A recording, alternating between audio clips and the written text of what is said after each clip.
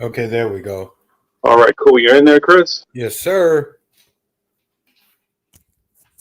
And I see we got a couple of friends in the building. I see Shadow Band is came in with Chappelle is fired. Definitely, we all definitely agree. Jack, Jack, my man, I definitely want to talk to you as soon as possible. Hopefully, we can finalize all the stuff that we've been kind of talking about, and then I can announce it later on. Hopefully, if you and Polly are on board. I know this sounds like gibberish to those out there who are listening, but it'll make sense later on, hopefully.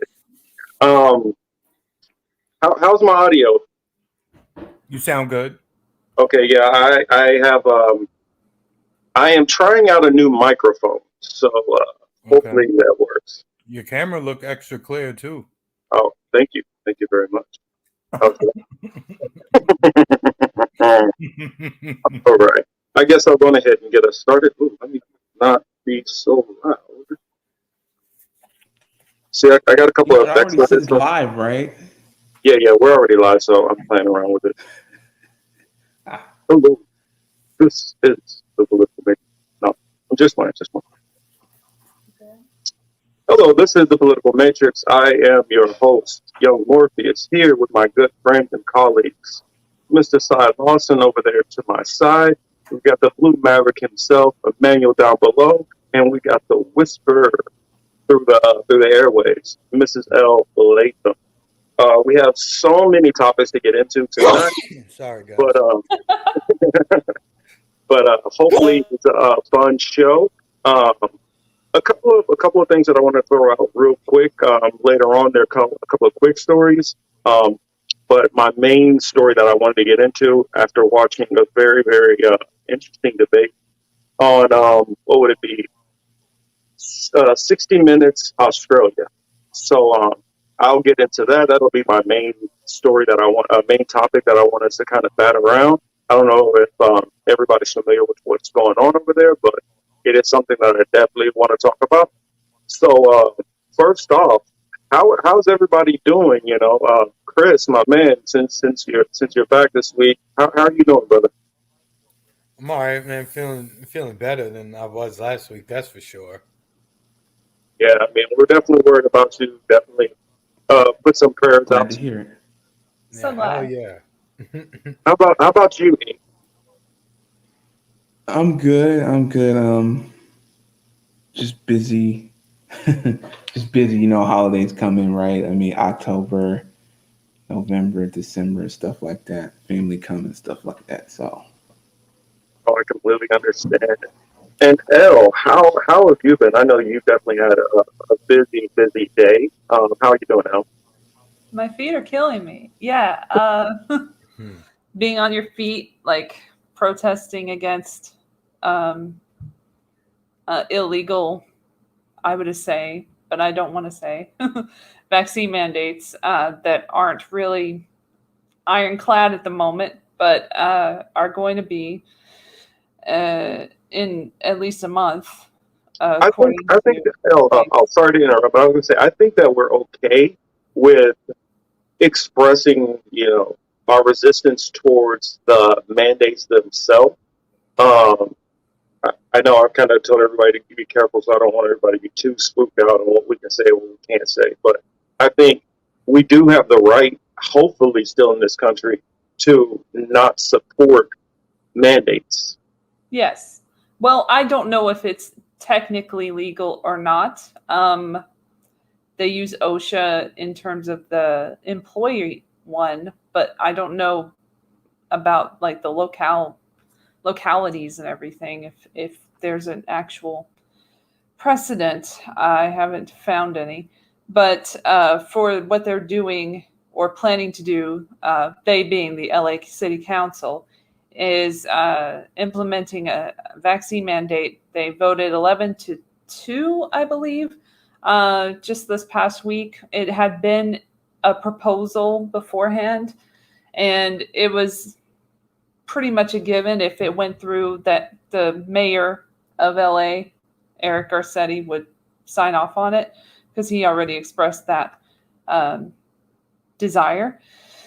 So it's just a matter of time before New York City becomes the same as LA, or LA becomes the same as New York City, and it's just going to be ridiculous. So there was a big march this morning and afternoon about it. I mean, it didn't start until like the afternoon, really, but I got a lot of footage, and I will upload a really fun video tomorrow on my channel. So check that out. I was going to ask real quick, Elle, how many people came out and showed up for the march? Was it a decent amount of people? It was a decent amount of people. I don't know. I'm not good at maths, so I don't know exactly how many people it was. And they were all like spread out a little bit. Like one group would be on one side of the street, and then one group would be on the other side of the street at the beginning. So it's hard to tell exactly how many. I want to say by the end of it was like over 50. I know it's probably way more than that, but I'm just not good. I'm not good at pinpointing that. And maybe Glory would be better at that. Glory was there as well. Shout out to Glory. I wish I would have thought about that, because I know Glory was the person who I found out about the march in the first place. So I kind of wish I would have probably extended for her to come out, come on the show tonight. My bad on not thinking about that. More than likely she might have. I don't know. Sometimes she's busy, sometimes she's not. But more than likely she might have decided to swing through, and maybe Steve also from Slow News Day. We got our brother Misha in there. Hey Misha, always good to have you in there. And Varian, hey, how you doing, Varian? I was wondering also, was there any kind of like pushback from law enforcement saying, hey, you guys don't need to go here, don't need to do that? Did they disperse anything? Not with the law enforcement. No, there was a very awkward moment. Well, the first awkward moment was this woman. Well, you would get some pushback from the people, like on the sidewalk and stuff, and they would do certain things. They were counter protesters? No. They're just random people just coming up to your face and putting a camera in it on their phone. So they put their phone in your face, and then they say, well, one of them was like, she said, "Are you an anti-vaxxer?" And I was like, no, because I would never say that anyway. Even if it was to get a rise out of someone, I would never say that on the street. I'm not an idiot. So I was like, and I'm not. Just so they were like independent journalists kind of? No, just some random lady. And then so she said, "Are you an anti-vaxxer?" And I said, "No, I am covering this protest," which I was as media. And I said, independent media.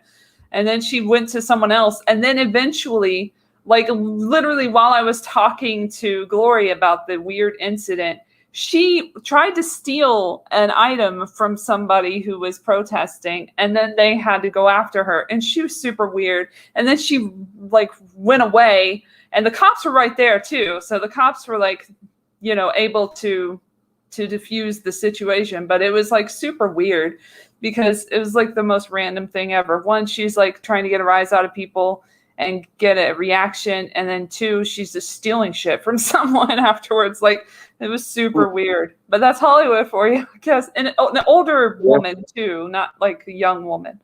Oh, so, I assumed it definitely had to be, because I know that crowd that comes out to respond to those things, and how those people act around that area. They do get a little weird, and it happens to majority of the time be, let's say, later middle age to getting close to senior citizens age, who are normally the weirdest about most of that stuff.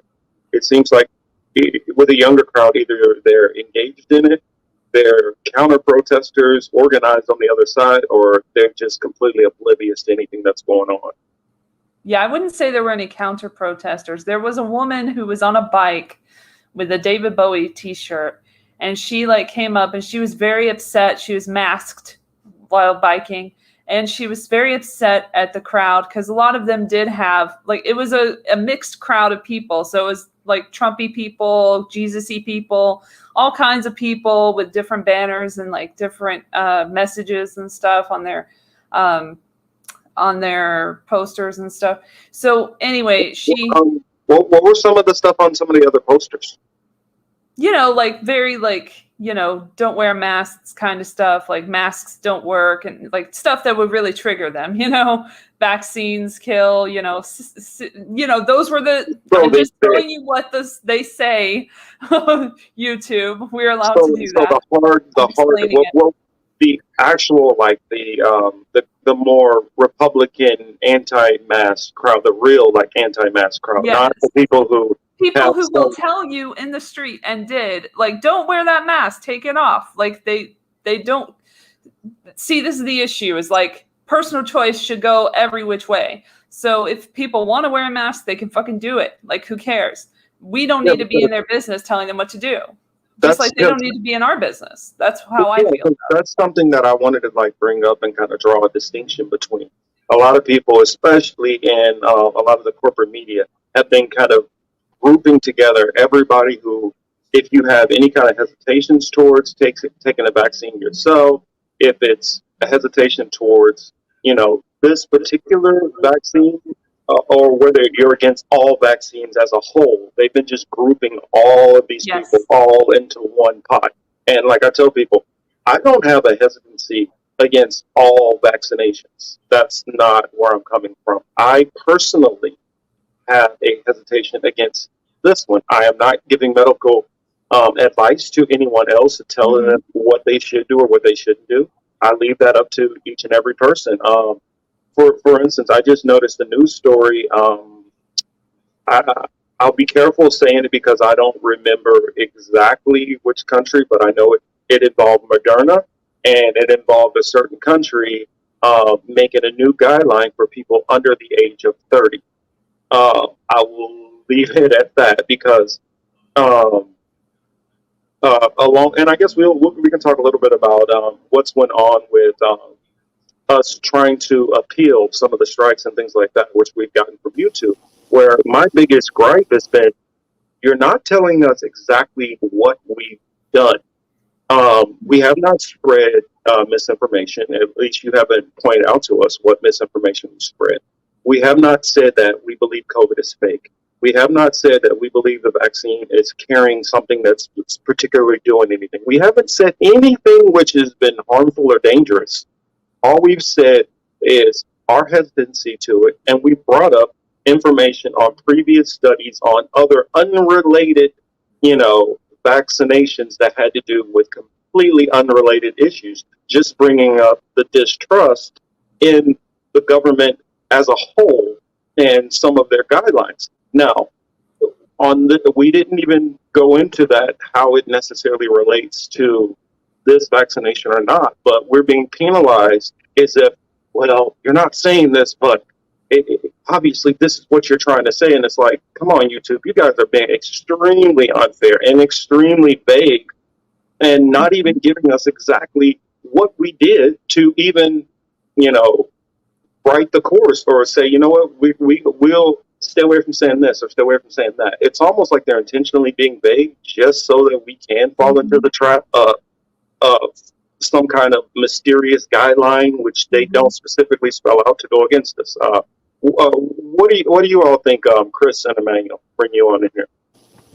Well, YouTube fucking castrated us. That's all I really gotta say about it. I mean, you can't uncastrate somebody, right? So,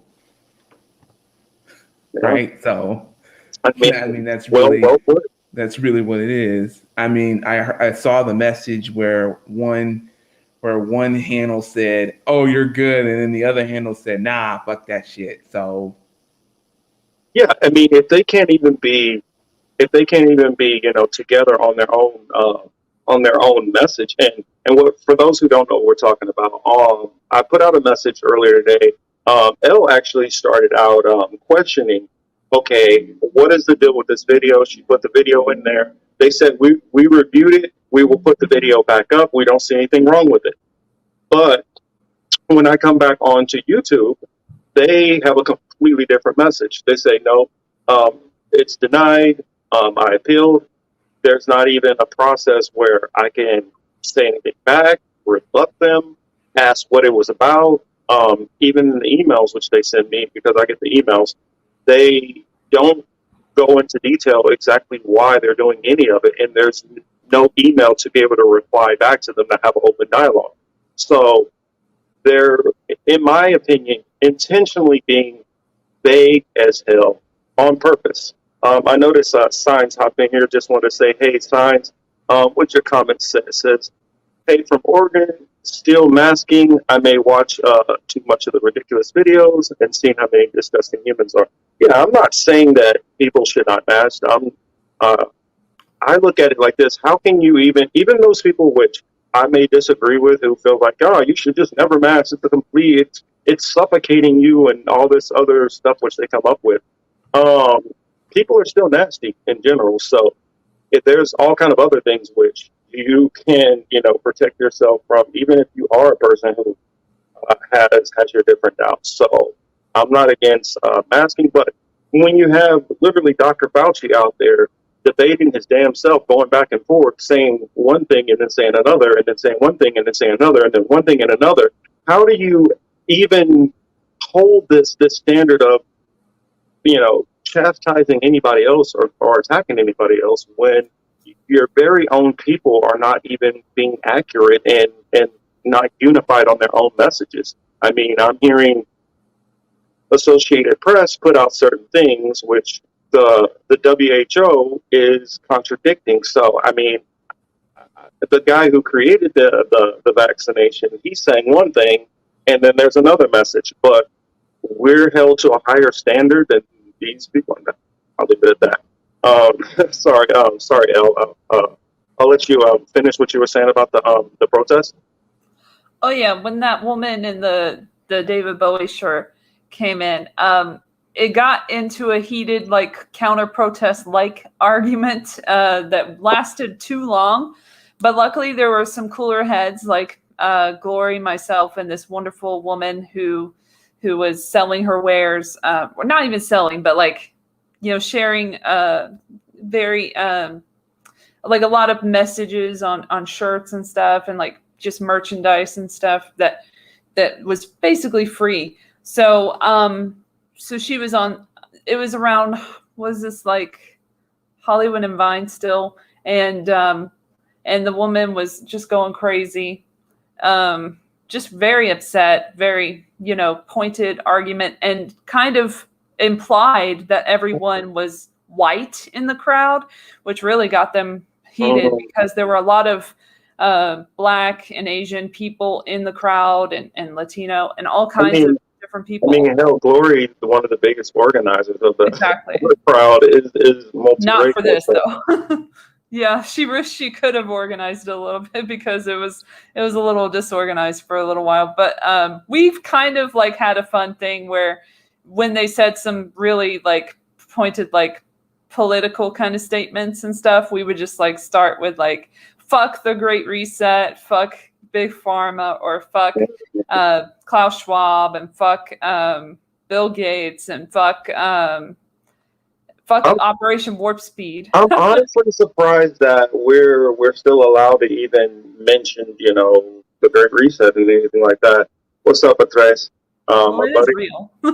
I'm surprised that we're even able to talk about that. You know what? Actually, I wanted to, because even if I disagree with people or have my beefs with them, I still acknowledge everybody who comes in here.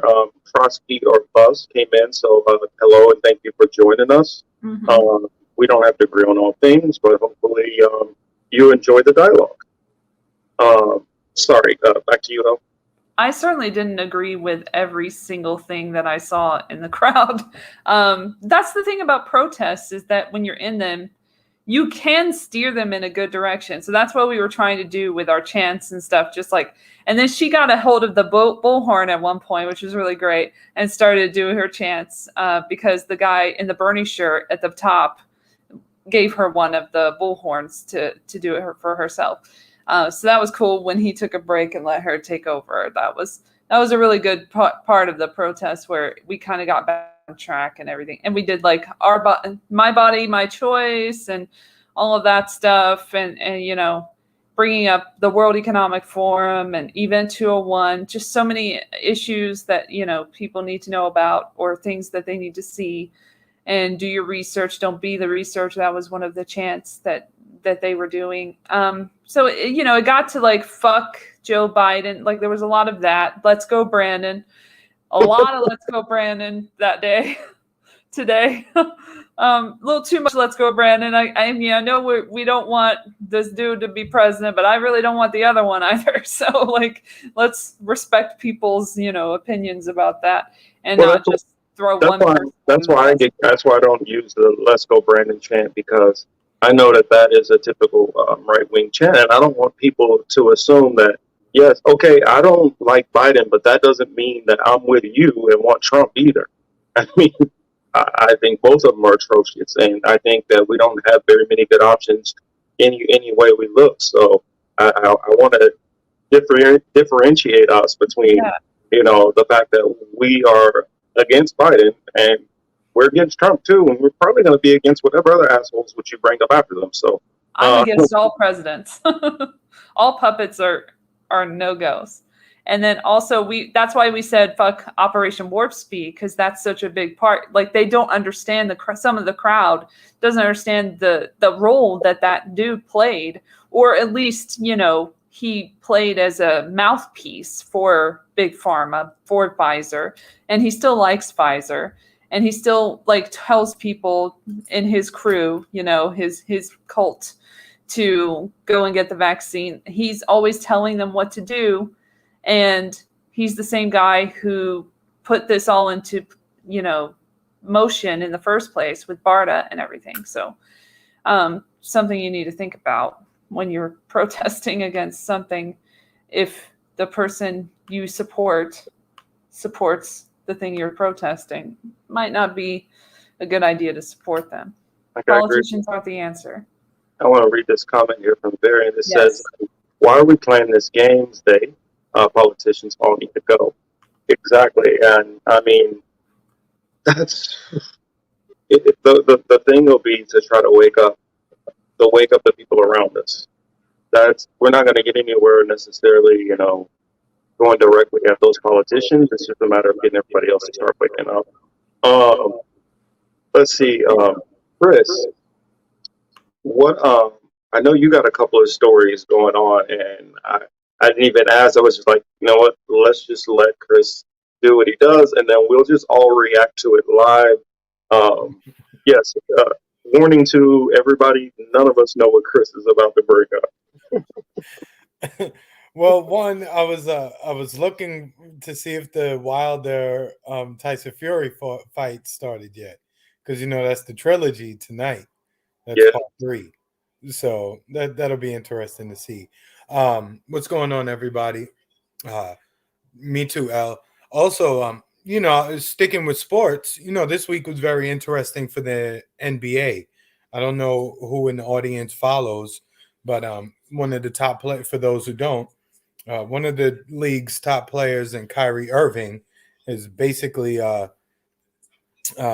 decided that he's not going to take the vaccine. And because he plays for the Brooklyn Nets and New York has an indoors mandate, he's not going to be able to play half the season in his home building. That presents a major issue right there. Secondly, when he goes to California, he's not going to be able to play. So this is going to create a major, major issue for Brooklyn, for the fans, for the association. What I really don't like, well, let me say this first. I expected the media to attack him the way they are, right? He's dumb, he's stupid, he's a flat earther, he's selfish, etc. All that expected. What is a little disappointing are the basketball fans, specifically the black basketball fans, the males, who are like, Kyrie, you're so stupid. Like, why don't you just do it? Just get in line. And I'm just telling people, maybe if we go back 40, 50, 60 years ago, I don't know how long, my math is not that good, but if we go back 40, 50 years ago, I'm sure the people who hated Muhammad Ali wished he would just shut up and fight, right? Yeah, there was a lot of people who were in that camp. Correct. So Kyrie over time will be proven correct. I hope he's able to You don't even withstand. have to go back to Ali. Think about what Kaepernick not that long ago.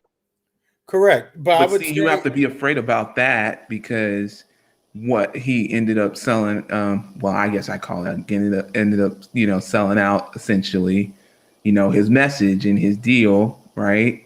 So, I mean, he was good. He called it the duopoly and everything. And then once Nike bought his brand, once he started pulling out Ben and Jerry's and stuff like that, he just became really quiet, Mhm. right? So, that's what I particularly worry about going forward. Like, he's saying something now, but what if they co-opt his message? So best of luck to him.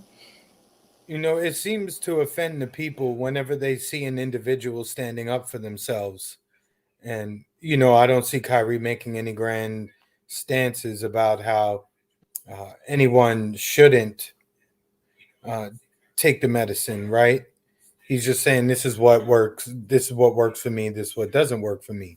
So it seems as if, as usual, when someone takes a principled stand, the sheep get mad at the individual. And in 2021, you're still repeating the same mistakes as before.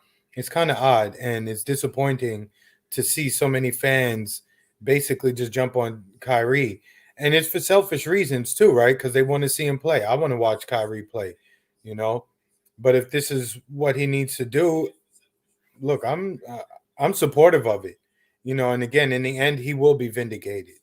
Well, we got to remember, sports fans are normally typically some of the most selfish people. They only care about their team and how well their team is going to play and who's going to be on the field. They don't care about what you necessarily have going on personally.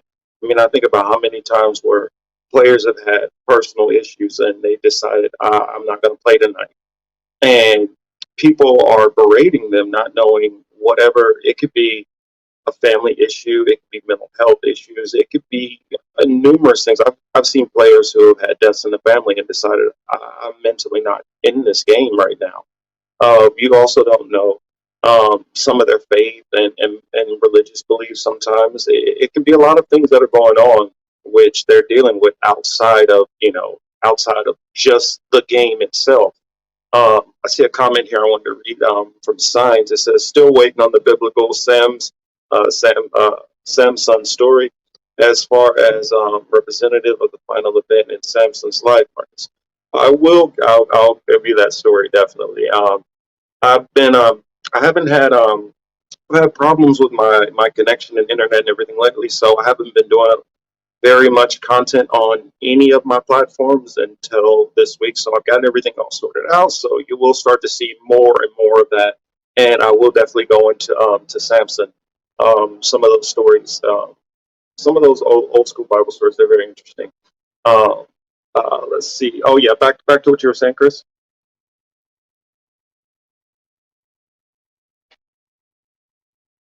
Oh, you're on mute, Chris. Years from now, Kyrie will be vindicated, just like Ali was, just like all the other guys who do it. Um, Jonathan Isaac, again, he was another player who was against it. The media came out and attacked him. He made he gave a very logical explanation as to why he wasn't down with it. Again, what they do, call him stupid. Andrew Wiggins, he's a player. He plays for the Golden State Warriors in California. California has the mandates for indoor activities. Um, he wasn't going to take it up until the very last minute, and he's now allowed inside the building. So that tells you that unfortunately he complied. But you can tell from his press conference that dude was highly, highly, highly upset at having to do this. We'll see how that works. What about the other player? I mean, you'll probably know his name better than mine. I think he plays for the Rockets, where he got the vaccine and he complained about back problems. Um, Not me citing this, putting a disclaimer so YouTube won't use this as a reason to rip this down and give us a strike.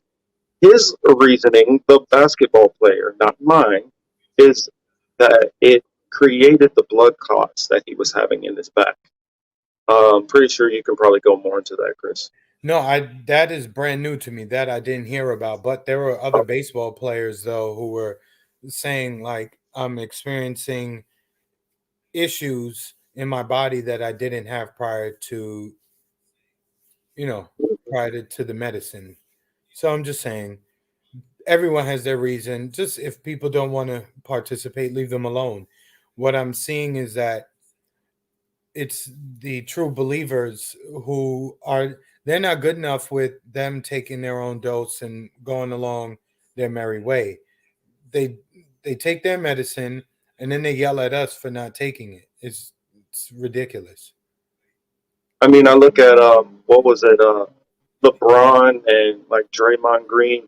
They were people who took the the medicine themselves, and they were still berated because they're not out there pushing other people to do it. And I'm like, good gracious, it's not enough that they come to a tough decision and they say, you know what, I'm just gonna, instead of getting all this pressure that's being put on me, all this money that you're ready to take away from me, instead of basically destroying my life, I will bow to the pressure that you're putting on me. And that's not good enough. You need to go out there, like the New York governor said, and be a disciple also. I mean, this is You'll getting be an ridiculous. apostle. Also, yeah, I mean, you need to go preach the gospel of the vax. Let's see, Variant has a comment here. I put it up on the screen. It says, Elle, what do you think about how they are always said those? Let's not answer that one on camera, but I'll read it out anyway. They've always said those with autoimmune issues should get vaxxed, but now they're supposed to be first in line. Keep the answer in the chat so it doesn't trip. I agree. Yes, keep it in the chat. I won't read it out, but there we go. Yeah. Yeah, I mean, and it's sad to the point where I get it. YouTube is a private platform. They are able to, do whatever they want with their platform. The problem that I have is literally other people are allowed to come out and say certain things that we are not allowed to say. For instance, a video which I watched Eddie Griffin put out, it's literally almost word for word what I said about 3 months ago. And that video is still up. No strikes, no nothing. There's no problem with him saying it. But there's some problem with me who has like on this channel about 200 something subscribers, that's a problem for me. I'm so dangerous. But somebody who has 143,000 subscribers, you guys don't have a problem with him saying it, which shows me it's the hypocrisy which is going on. Also, the fact that YouTube literally was yanking people's channels down for talking about lab leaks last year. Now, the same very organizations have come out and saying, well, maybe that's possible, which is going into more proof that YouTube is only worried about following what they're being told. They're not really worried about misinformation because they're not even vetting the information. They're just saying, well, you're saying stuff that's getting close to this, so just yank it. I mean, I highly doubt that they literally have medical professionals sitting up there reviewing every video. I highly doubt it. They don't. It's really they just received their orders and they were told, whoever's saying the following things, and they have a list and they just compare their list to what they see and what they hear, and they're just removing people randomly. Well, here's the thing. I went over the list, and just to show Elle, so she can go over it also, I sent the list over to her. I literally went down the whole entire list, and there was nothing that we were violating on that list. I think that the fact that we even just brought up information even close to certain things. It's a bunch of Chris Richards who's the moderators there.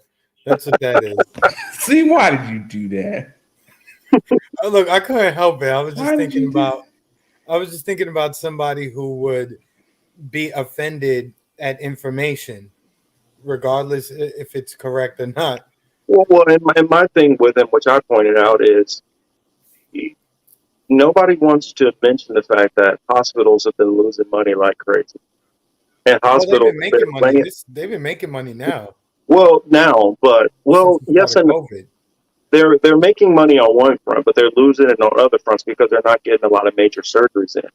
And so, since they're Mm. not getting these major surgeries in, that a lot of times that can bill up into the hundreds and hundreds of thousands. But remember, Per, they're eligible for PPP loans too. So well, but not, but a lot of these smaller ones, where yeah. their bank comes from that, from these larger surgeries, where they might not have a lot of people in the county, they're not going to be able to get a certain amount. So Mhm. there has been, I mean, there's been stories where, I mean, I posted numerous stories coming from CBS, from Forbes, coming from many reputable sources about the hospitals declining, and that's not something that's new. Hospitals have been, kind of declining over the last couple of years before any of this pandemic stuff came around. So that's just a whole other, ball of wax. And especially if you're in a rural area, you're going to be affected. So if your hospitals and ICUs are all flooded up, okay, uh, what are some of the things which might have happened to get them that way? Because you can't blame it all on one specific thing. Nothing is contingent on one specific thing happening. I mean, that's nothing is that you know 1 + 1 = 2. Nothing in the world works that way. And if you think that way, then you don't understand how the world works. Uh, sorry to interrupt. Give No, it back to you, Chris. no. Yeah, any other stories going on with NBA? Because I know there has to be a lot more issues like that going on. I mean, it was just those stories because those guys are bigger names. I mean, the NBA is, I can't remember the last figure, but, it was a high number. I think it was 90% last time I checked of the league took it. So, again, the fact that you have 90% of your organization, following the rules, the way that you're carrying on for 1, 2, 3, 4, 5 individuals is really telling. It says that we basically cannot and will not allow anyone to possibly influence anyone else to think or feel like you. They don't even want you to have that feeling, much less exercise it. Well, and that's one of my issues with this whole thing. We're not allowed to question anything for the first time I've ever seen, the first time ever, and we're not allowed to question anything. I mean, e- any of this other stuff, malaria, whatever, anything that's going on, that we've always been able to question it. Anybody's been able to say whatever they want to say, even if it's bad shit crazy. It's never been looked at as what you're saying is dangerous.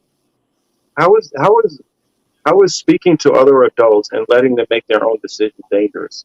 I mean, none of our content is. I have all our content checked for over 18, I believe. So none of this is going to children. So how adults are not capable of making their own decisions is confusing to me. Um, I mean, let me not get on a tangent, but it's just some Also, of the things are not making sense what they say. correct. I mean, we can go on and on forever on this because a lot of things don't make sense. There's a lot of inconsistencies and discrepancies in what they say. So, not to get too bogged down and not to get ourselves in trouble, use your brain, use your common sense if you have it. Look for some. That's that's all we can say at this point. They took the fun out of it. Can't Yeah, call they this shit definitely. oh shit no more. I mean, yeah, it feels like like you're in like a ninth grader or something all over again, sitting in economics class and trying to pass a note and getting slapped on the knuckles or something. It's getting ridiculous. I've noticed we have Gray Walker in the building. Hey, Gray Walker. Let's see. And Chris, while we talk about a couple of issues, could you bring up uh, Eddie Griffin's latest video? It should be like Eddie Mhm. comedy, funny, something like that. and bring that up. I just want to show, and then we can pause it. I just want to show the shirt which he's wearing, because this is something which I found very interesting. This would be something that I would normally cover on Hebrew apologetics, which I am going to probably cover that much more deeply. But it's something that I just wanted to bring up and show people. Now, in this last video, he is lizard. He is hammered. But his shirt is what I want to draw attention to. And I guess while we talk about while Chris is bringing it up, we can go ahead and jump to talking about. I guess we'll go. Yeah, I guess we'll go ahead and talk about Chappelle. Did you guys watch Chappelle? No, I haven't seen it. Did you watch it? I've seen the audience. I've seen the clip. I read a couple of op-ed pieces about it, and frankly, I'm just unsurprised. You know, you got to watch it. He's he's polarizing. He's just. I'm not surprised he said it. I'm not surprised he said any of that. I mean, he was rooting for a cop killer or supposed cop killer. Well, in the last speech, right, with his last stand-up, right, with Dorner, right? Right, he's killed cops. The guy who he's rooting for. Right. I wanted to be absolutely sure. I was like, you know, the dude who killed a couple of cops, and you know, everybody was rooting for him as the hero, and got trapped in the house, and well, they just kind of killed him like a cornered animal. So yeah, so he's always been polar. He's always been polar. I mean, in the last video, he kind of gave credit to Iceberg Slim. For those who don't know who Iceberg Slim is, Iceberg Slim was a legitimate, real life pimp. So I mean, Chappelle has always been controversial. So I mean, Elle, I'll let you kind of go into it and explain a little. Oh, it was a special one. First, I want to say, I saw this tweet or one of these moments on Twitter about this head writer, the showrunner of Dear White People. Oh God. Yeah. Jacqueline Moore, whom, as it turns out, is white. So and the man. Well, white and trans.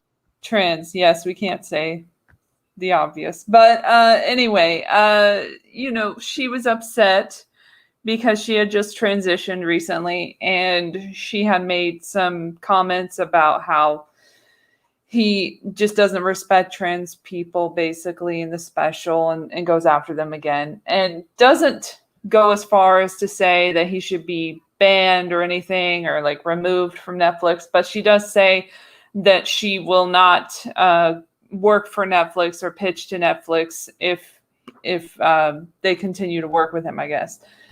So that's the gist of it. And then I was like, oh, new special, because I had no idea that there was a new special. So yeah, I was didn't know check it out. Thanks for the controversy. Yeah, I didn't know Twitter. As well. I didn't know that.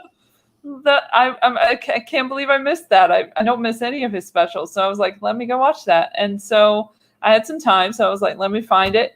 And I go to Netflix, and I'm on this page, and I'm in Thailand because I have a VPN like normal people. And so I go to Thailand for a lot of things because I watch shows in Thailand, whatever. So anyway, I went to Thailand. I'm in Thailand already, and I go there, and I can't find him. And so I'm like, okay, let me go somewhere else. So I go to the US, and I'm like, well, the US, he's got to be there, right? Nope. He's not in New York. He's not in what is it? I went to the UK, I think, at some point. Yes. And then I went to Germany. I found out that they had Christine in Nuremberg. And I was like, okay, I'm going to come back to Nuremberg for Christine, the movie. So then I checked again. And I eventually got to where I looked on the comment section of the trailer that they have on YouTube. And somebody said, oh, I can't find it anywhere. It's only in certain countries.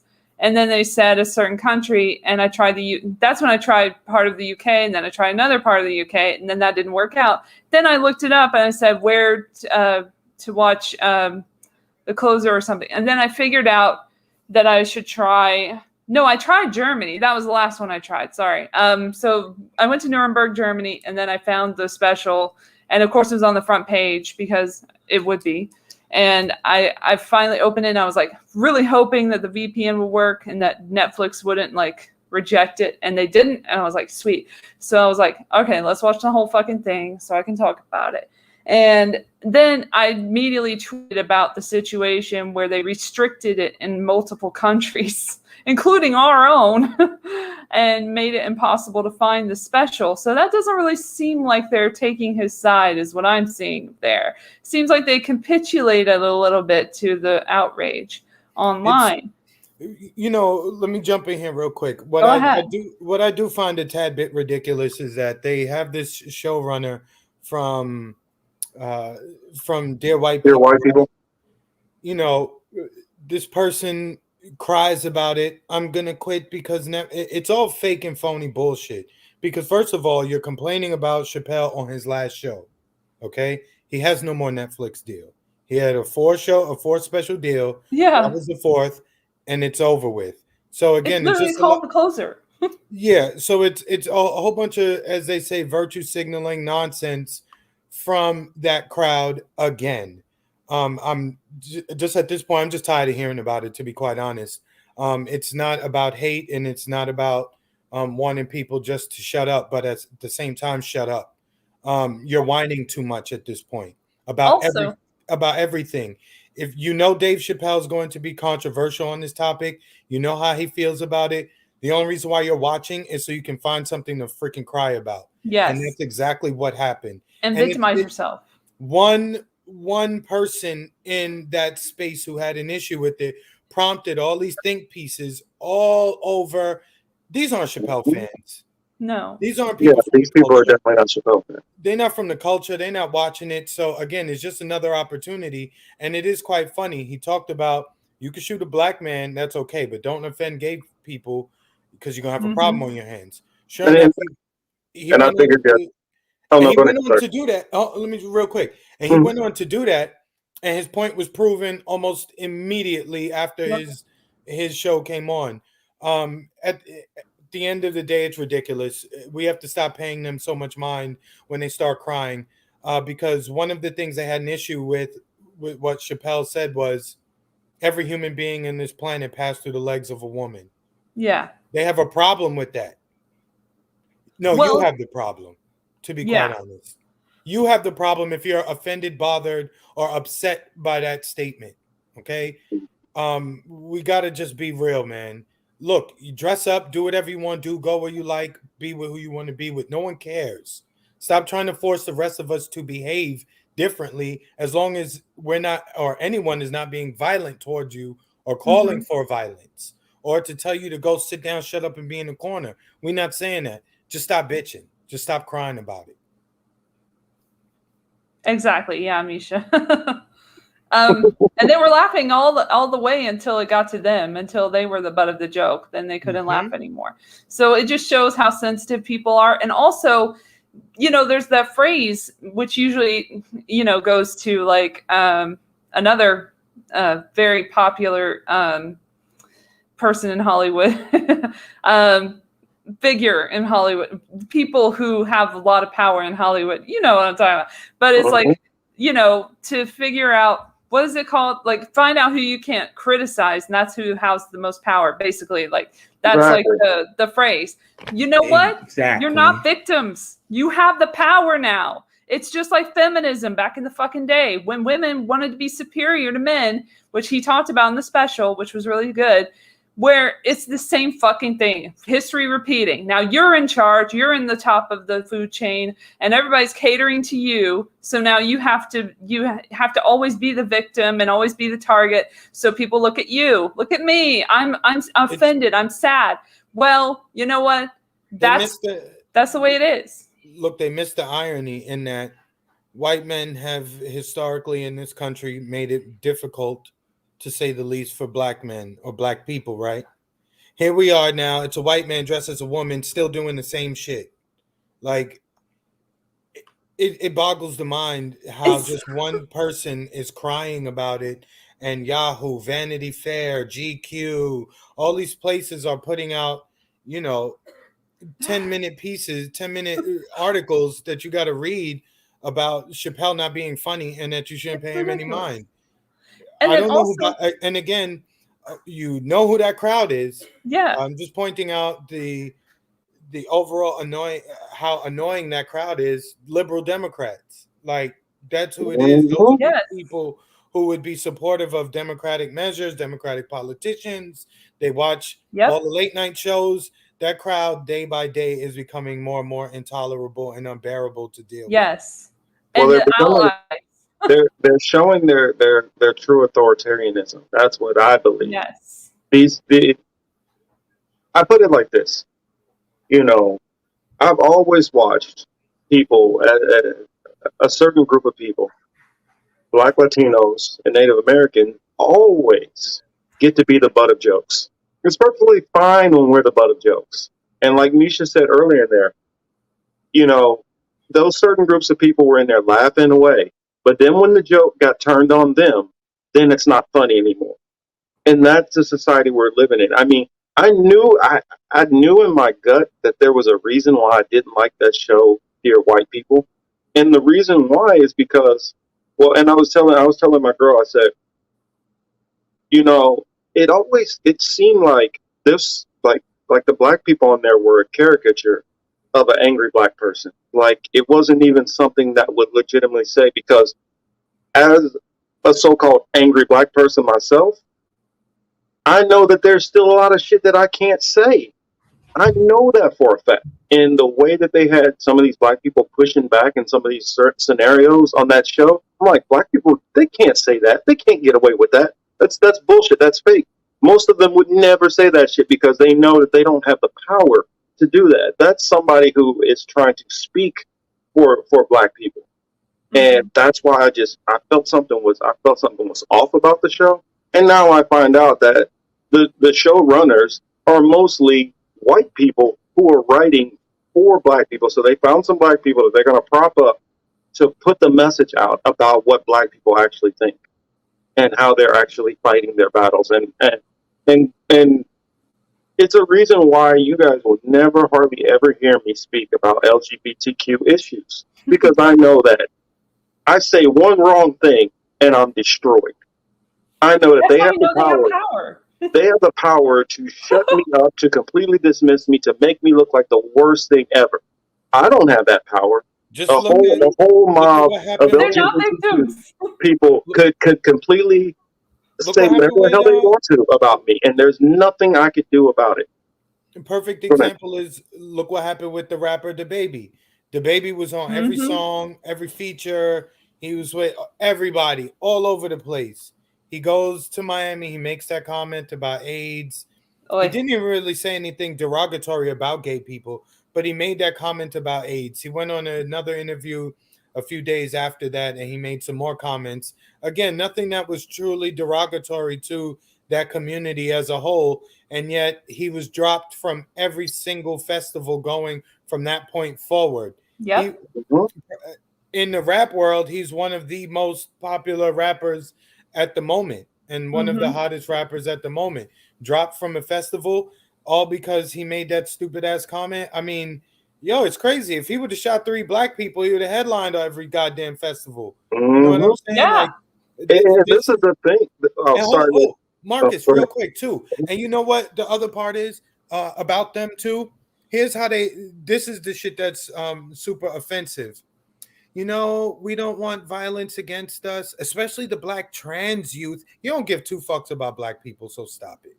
Whether they're trans, whether they're gay, whether they're straight, it doesn't matter. You don't care. I'll never see y'all none of our spaces. You never speak up on anything else. You're not at the front of the line for anything. So please speak for yourself. Leave black folks out of it.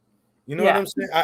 It's so disingenuous when they do that, and it's quite annoying. Yeah, I mean, it is. What I was going to say is, it's mind-boggling to me that nobody's talking about violence against trans people. Nobody's talking about hurting people. Nobody's talking about anything like that. Not even close to that. Just reality. You can't even you can't crack a joke. You can't criticize. You can't say nothing. You just better smile and say, yes, everything is like a robot.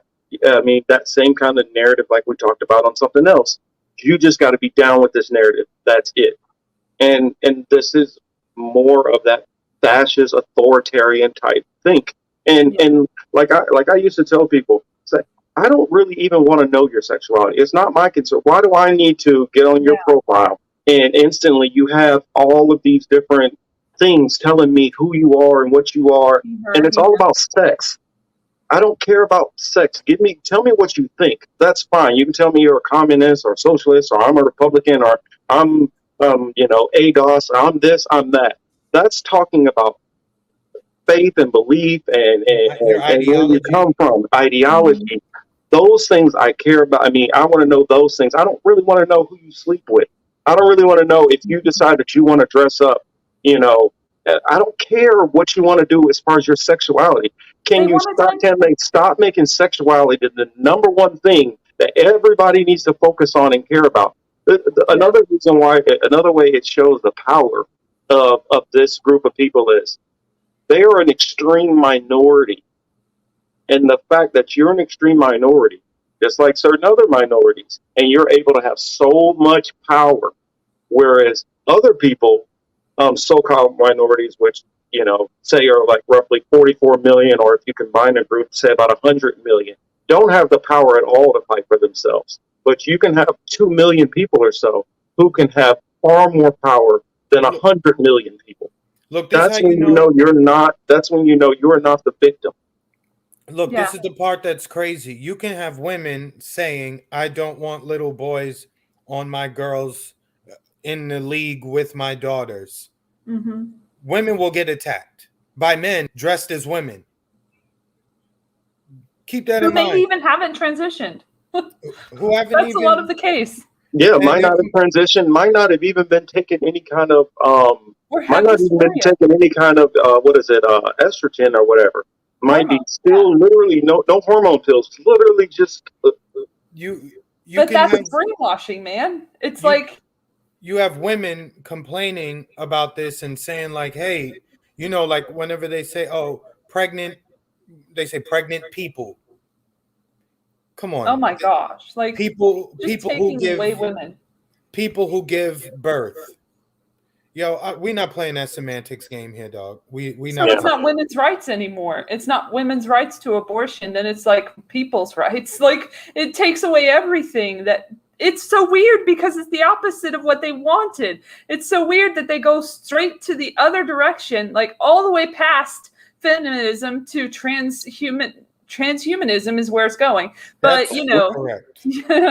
That's what it's all about. The she, her, he, him, they, whatever the fuck their names are anymore. Like it's just a bunch of play acting. It's just a bunch of like manipulating of these young people who actually think that they'll get attention and they'll get all these likes and stuff on Instagram or TikTok or whatever, and people will watch their stuff if they identify a certain way. Which doesn't even have to be something they work at, that they put any effort into. I have a friend who's a high school teacher.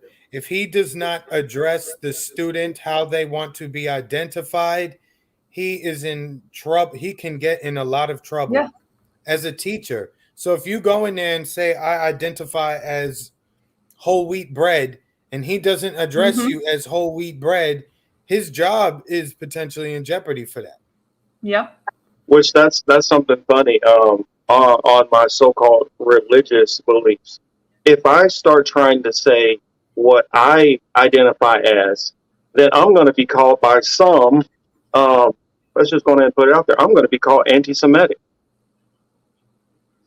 Mm-hmm. That shows you, how jacked up the system is, where, only certain people are allowed to be defined as whatever the hell they want to be. They can say, you know what, I'm a cow. And, that's perfectly fine. But I can show you research and documentation on what I am. And that's not accepted. Mm-hmm. I also wanted to say one Kelly, thing. I didn't know Megan came out and said that. Yo, E, you too quiet, man. You still with us, E? Yeah, I'm still here. Okay, that's what's I up. wanted to know. He's trying to be careful. No. I was curious about the fact that he came out, Chappelle came out in full, support for J.K. Rowling, and J.K. Rowling's pretty much, nobody has brought up J.K. Rowling at all. Nobody has canceled J.K. Rowling. Nobody has said J.K. Rowling can't do this, can't go here, can't do They that. try. No one's. Well, cancellation doesn't happen to celebrities. It happens to Well- regular people who lose their jobs for doing something that's deemed Well, wrong. depending on the celebrity. Right, Like- it depends on the specific. Well, I feel like celebrity. any celebrity that comes out there who's been canceled, maybe other than R. Kelly right now, would find there would still be people who would support them. Even Louis C.K., if we're thinking of that sort of thing. Well, think Then about it. Fine. Bill Cosby's still canceled. Look, think about the original person, the original celebrity got canceled. O.J. Simpson. He's still He's around. There are though. people who like Bill Cosby still, though, and support Yeah, And but then you- O.J. you're Simpson not got on allowed- Twitter and he got like 500,000 followers in like what 2 days or something like that. Yeah, but you're not allowed to bring you're not allowed to bring I didn't know. Bill Cosby on the Tonight Show. No. That's not happening. You're not Hey, allowed yo, to put Bill you- Cosby in a movie. You're you not see- allowed to. You know what I'm saying? Certain celebrities, like Right. and like for instance, Kevin Spacey, his ass he's done. There's certain ones There where are people who like him, though. There are people who will like anyone. So it's impossible to cancel someone completely because they're a person, and there are going to be people who still like them. So that's my issue. Is like they use cancellation for actual people who have jobs that they need to live, and not for the people who actually have molested kids and all kinds of stupid shit like that. I guess I better eat my Those are words the there. ones who get attacked. Right, that's I why I guess said Wesley got me there. there's like a redemption saga for some of these people that Yes. were canceled. Like, there's some of them that like, oh, they got canceled and nobody wanted to touch them or anything like that, and then somehow at some point they Mel have a Gibson. redemption arc. They have this really messed up redemption arc, and people just kind of blank out the fact that they were mad said at it or Mel. they did anything. They were mad at Mel because he called out the favorites. And Yeah. also the pack of Yeah, N-word. Well, I that don't was think I got him in that was trouble. really the nail in the coffin. But that was after when they caught him on the phone with his wife and he said the N-word. But Yep. he was canceled from the And moment beat that her, the but traffic that's stop not happened, relevant. and he started going off about the Ashkenazis. His career was Yeah. We all Especially know. with his father. I'm surprised you even said the AKs out loud. I mean, they're like Voldemort. You can't like speak about them at all. That's the name that can't be said, And Gina Carano, that's one which I don't care what they say. Yep. I'm still gonna rock with her. She'll be back though. They'll all be back. It's fine. Right, I think they'll. Except maybe she'll, R. Kelly. like a phoenix from the ashes, they'll come back. They always. Even come R. back. Kelly could, if people like him enough, like if people feel bad for him enough about like being removed from certain platforms. Yeah, I'm sure that's If part he of the redeems redemption himself arc. enough in the eyes of. I'm trying to figure out who sounds like an alien here. Mr. Trotsky here. For one, you don't even know what the word anti-Semite means. For one, Shem, that is a three. That's one of three of Noah's sons. That means that more than Jewish people are Semites. So if you don't even understand that, why don't you just butt all the way out of the conversation? I wanted to say something else about the transgender situation. It might be controversial, but I really don't care. But we're talking about like if we're looking at things. a Trez comment is so. What's happening? Oh No, a Trez's comment. I don't. Oh, R. Kelly reunion tour. Yes, with Trump headlining. And the special guest going to be Epstein. Yes. I don't think Trump is going to live that long. I mean, that anytime you're on a diet of Kentucky Fried Chicken and McDonald's, you know, And McDonald's, he's I don't know how much Worst longer you people can he's live. not long for this world. Well, He's what we not do long got to for this. remember, what was it? Cheney, they've given him like 4 hearts, so maybe they'll do the same for Trump. I don't think he has that kind of pool. I don't think the rest of his body can handle it, though. But I wanted to say, in regards to like, you know, he was talking about in the special, getting back to that, what is a woman? And it's like so hard to define that nowadays. So what I wanted to mention, yeah, what? Okay, was that like when I look at it, I thought about it myself, and I said, you know, to myself in my head, maybe out loud, that you know, there's natural gay relationships in, you know, animals. Animals can be gay, right? There are gay animals. There is homosexuality in nature, in animals and all kinds of creatures. So looking at that, huh? I was like, well, No, there are. I mean, I know that there are species which are asexual, which can like reproduce on their own. But as far as actually being confirmed to be gay animals, I don't There know. are animals who are gay. There's a lot of research into that actual topic. But I have never heard in my life of an animal that has been transgender. I've never heard of an animal coming to the conclusion, I was born in the wrong body and I'm going to change who I am. So that is a strictly human thing. It's not in any other animal. So it doesn't make sense to hate other people for having the opinion that it's kind of, it could be considered a disorder of some sort, which doesn't make you a horrible person if you have a disorder. I have depression.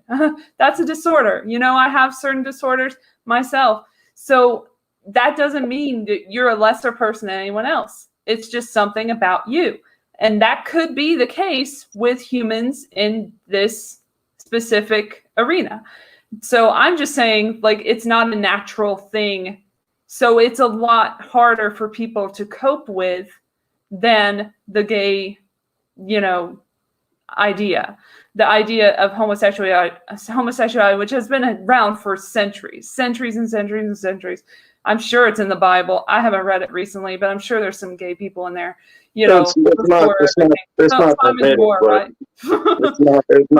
it's not a thing which is like But at celebrated, the end but of it the is in the day, It was Bible. never celebrated. Let's be but at honest. the end Until of the now. day, at the I end of mean, you can go back to even Greek. Except I'm not Greek, but yeah. Egyptian. You can go back to even Egyptian. To some of the what are they called? Not pyramids, but some of their different structures there, and it shows homosexual depictions on the walls. So, I mean, yes, Well, that's homosexuality cool. has been Look, around if a you long want to time. dibble, if you want to play, if you want to swing that way, cool. At the end of the day, life requires a man and a woman to do what they do. So to make a child for now, but like they already have all these other ways of doing it in human science. So there's science that will make it possible to have like a test tube baby or to have a baby from almost nothing. or they like want, you or can now clone people now. I guess they're looking Kelly for says discovery. penguins. Aren't there penguins that are gay? I'm like, I don't know of any of this stuff, and I've done a lot of research on it, and I haven't. I've never found heard that percentage before, wise Kelly. of animals in the wild. Are gay. It's roughly wild. about Never it's heard roughly that like before. 1 to 2% of animals that have come that have even been considered in the realm of homosexuality. In plant life, there's a lot more asexual, not necessarily being male or female. So I know more about that, but as far as a lot of, like somebody said, gay dolphins, I don't know. I cannot confirm nor deny that. So It just exists. That's all I'm saying is like it yeah, exists in nature, and transsexuality, as it used to be called, and transgenderism does not exist in nature as we see it, because and that's also been around for a long time, to be fair. Like they had sex changes a long time ago, 40s, 30s, whatever the fuck it was, I don't remember. But you know, the Danish girl and everything. So like it's been around and people have been doing it, but it has not been this obnoxious in our, face, telling us how we should treat them all the time, and telling us how to act and telling us what language to use. It has not been like that before. So now they've gotten so much power that they've been able to, crack the whip on us, so to speak, as a population. Yeah, like it's just been out of control for the last few years. I don't know how long it's been, but like eventually someone else is going to be on the throne. It's going to be another group, and it's just going to continue to be divisive, like the whole debate. And people are still going to hate each other, and it's just going to keep going. I wanted to read Wesley's comment real quickly. It says, homosexuality occurs in nature as an effect of overpopulation as a broad range of species, which that's very well possible. I think Wesley's very wise. So, I'll look into that, but I don't doubt what he's saying there. There have been some theories about that in terms of like how gay people have been rising in the media, like the depiction of gay people, especially towards children and stuff, as that could be part of the agenda to help with the population control situation. Facts. Gray Walker right here, facts says, I'm the only sexual preference that's okay to mock these days. I'm celibate. Seems it's okay.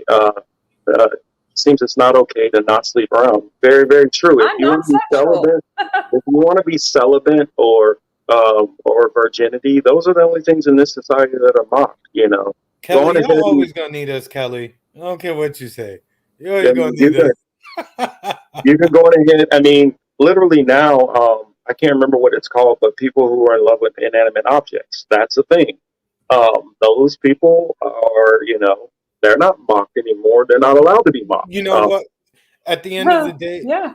At the end of the day, we have to consider. Yeah, I've seen dogs do some nasty shit. So they're not actually, Well, with dogs, more or less, it's about it's the same thing with like prison. It's trying to dominate and show superiority. That's a little different.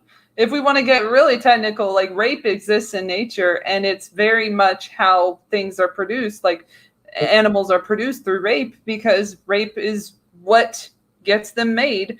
That's what mating is in nature with a lot of these animals, especially the dominant ones like the dogs, and the lions and all that shit. Like they just take the female, and that's the end of it. Like they don't have a say. So that's part of the human thing as well, is that rape isn't a thing that exists and is bad for humans. It's not as bad for other animals. So it's interesting to see that dichotomy, I think, and how it's talked about. Yeah, go figure right here. Greg Walker says, thing is, once I became celibate, women start hitting on me more. Well, it's kind of like being a married. That's how it happens. But they can't have. It's kind of like whenever you say you have a woman or you're married, all of a sudden everybody wants you. When you're single by yourself, like looking at your phone, like ring, ring. That shit is dry as hell. The moment you give it somebody, it's like everybody pop out the woodwork. It's human nature to want what you can't have. Exactly. I identify as a lesbian too. I am never going to change my mind. Yeah, I saw it. What was it? I think it was either Misha or actress. Either one said it, but Misha. Yeah, I'm the same way. Oh yeah, let's go on ahead and let's hop off of this topic. Were you able to find that Eddie Griffin? Yeah. Just want to pull that up real quick. You want the one with the second one with his shirt, right? Yes, this shirt, because the reason, and especially since we have Trotsky or Bust in here, who is affirmed Zionist, who believes that Zionism is anytime you're against Zionists, that means you're just anti-Jewish.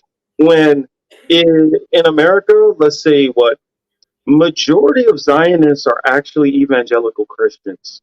So that his logic is stupid already. But I just want to show this real quick. Yeah, if you can freeze it when he gets around. Can you all see that? You know that this one is not clear. I've been looking for a clear one. I've been able to find it. Yeah, I'm not surprised. There you go. All right, pause it right there. Now, for those who don't know what that means, because it is in Hebrew, that would be the Paleo Hebrew for the Creator's name, Yahweh, not Yahweh. So the fact that he's putting Yahweh on his shirts, which goes back to the Paleo Hebrew name of God, it tells me that he's been doing some research and he might know some things which a lot of other people don't know. So I just felt like this was pretty interesting of him kind of doing, I don't know if it's a hat tip or him kind of leaking out some of his, that, maybe he might be coming around to the fact that he might be a Hebrew Israelite. I just thought that was kind of interesting, and wanted to just bring that up briefly. And I think that also leads to some of the different takes that he's been saying and noticing things very differently. So that was just something that I wanted to bring up briefly before we got onto a couple of the topics. But that's what I wanted to show everybody. That is Paleo Hebrew, the name Yahweh, not Yahweh. And if you go back to a lot of tribal stuff, which I found in my own Native American ancestry, that they used to use the name Yahweh also when speaking of the Creator. And when you notice that the Native American and some of these some of the language of different Native American tribes, which I wish Thomas was in here right now because we've kind of disagreed on this before. Some of these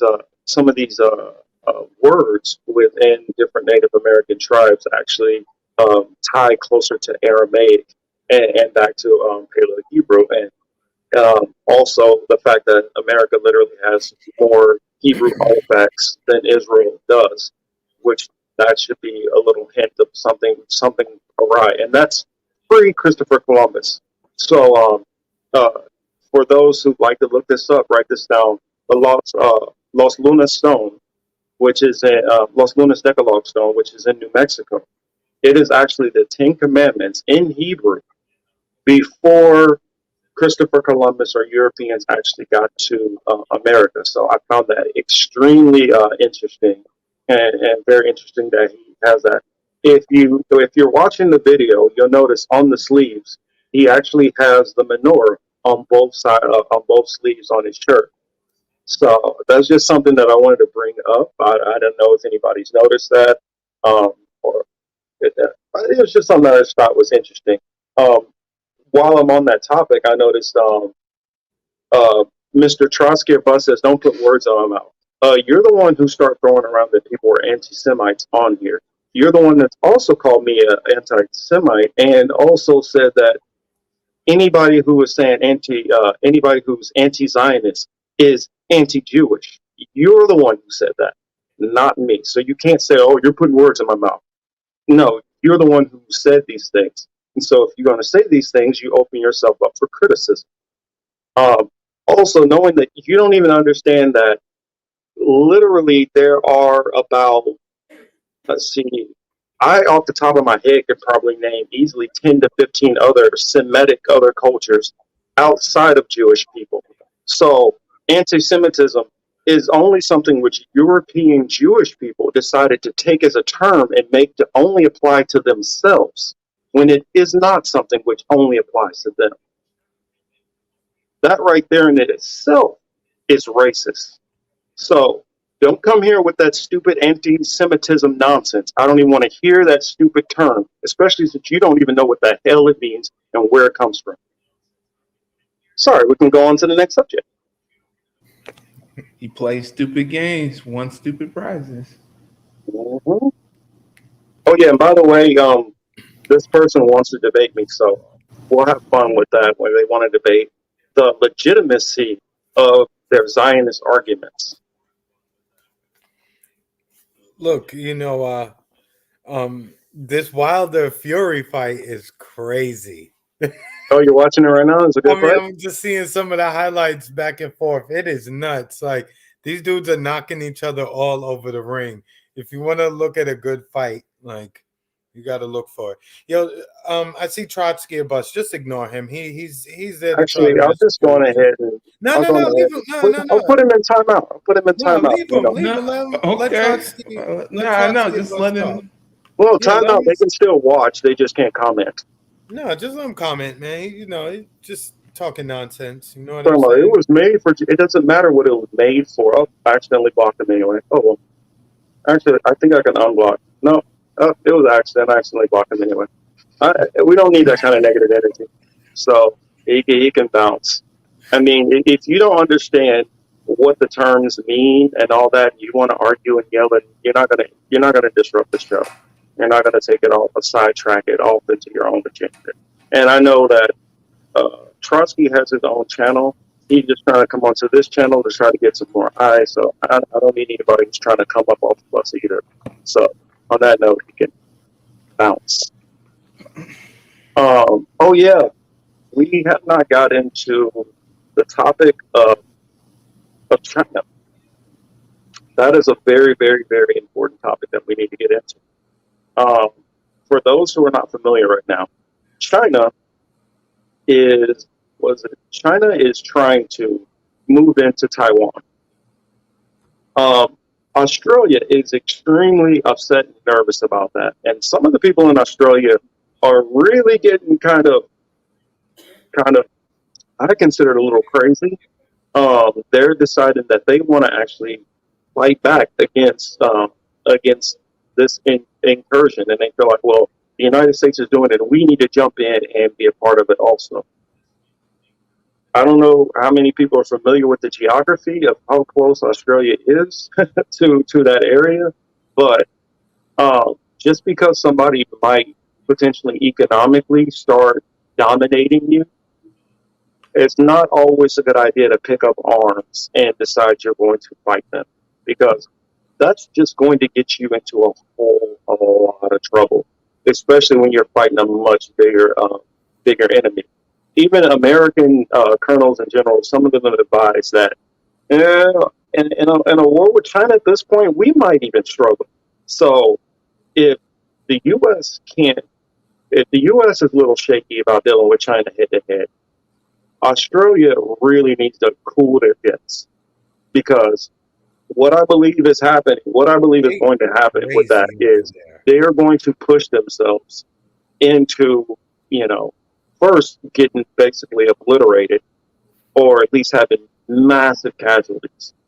Then that's going to bring the United States in to fight China. And they keep talking about it like it's just China that they're going to be facing, when everybody knows what's really going to happen. Russia is going to hop right in there on the side of China. And next thing you know, we're sitting in the middle of World War III. I wanted to bring that up because that is something which I could see coming down the road. So I was wondering, what's some of your thoughts on that? I guess I'll start with you, Chris. Between China, the U.S., Australia. Yeah, China, Taiwan, U.S., Australia. Really, you honestly could throw Russia, North Korea, and Iran into that also, because automatically it's going to have global implications. No, exactly. It's just about them trying to stem China's growth, and then also to make it seem to the average citizen in all of these other countries that China is this monster that we cannot deal with, and we also need to um, deal with them by increasing our military budget by billions and billions of dollars. Um, but China clearly isn't interested in world domination via military misadventures in the same manner that the United States is and their allies. If they wanted to beat China at their game, they would become more innovative, but that's not what they do. They don't spend almost $800 billion a year to be innovative in any other kind of space except being able to blow your ass off the map. So, Mhm. so that's what really it is all about. And same thing with Taiwan. That's why the United States will make all their stupid ass statements about Taiwan and how they need to be protected. But, an American president will go to Puerto Rico and throw paper towels at them in a hurricane. So it's more American hypocrisy and bullshit. Protect Taiwan, fuck Puerto Rico, fuck the Virgin Islands. Well, it's the same kind of game which they've been playing over there with Russia and Ukraine. The United States wanting to try to send over as much aid and stuff like that, and dealing with those issues. And what they're more worried about is losing. Uh, well, they're more worried about losing their status. I mean, God forbid that the United States would drop to number two, or that Australia would have to deal with China instead of dealing with the U.S.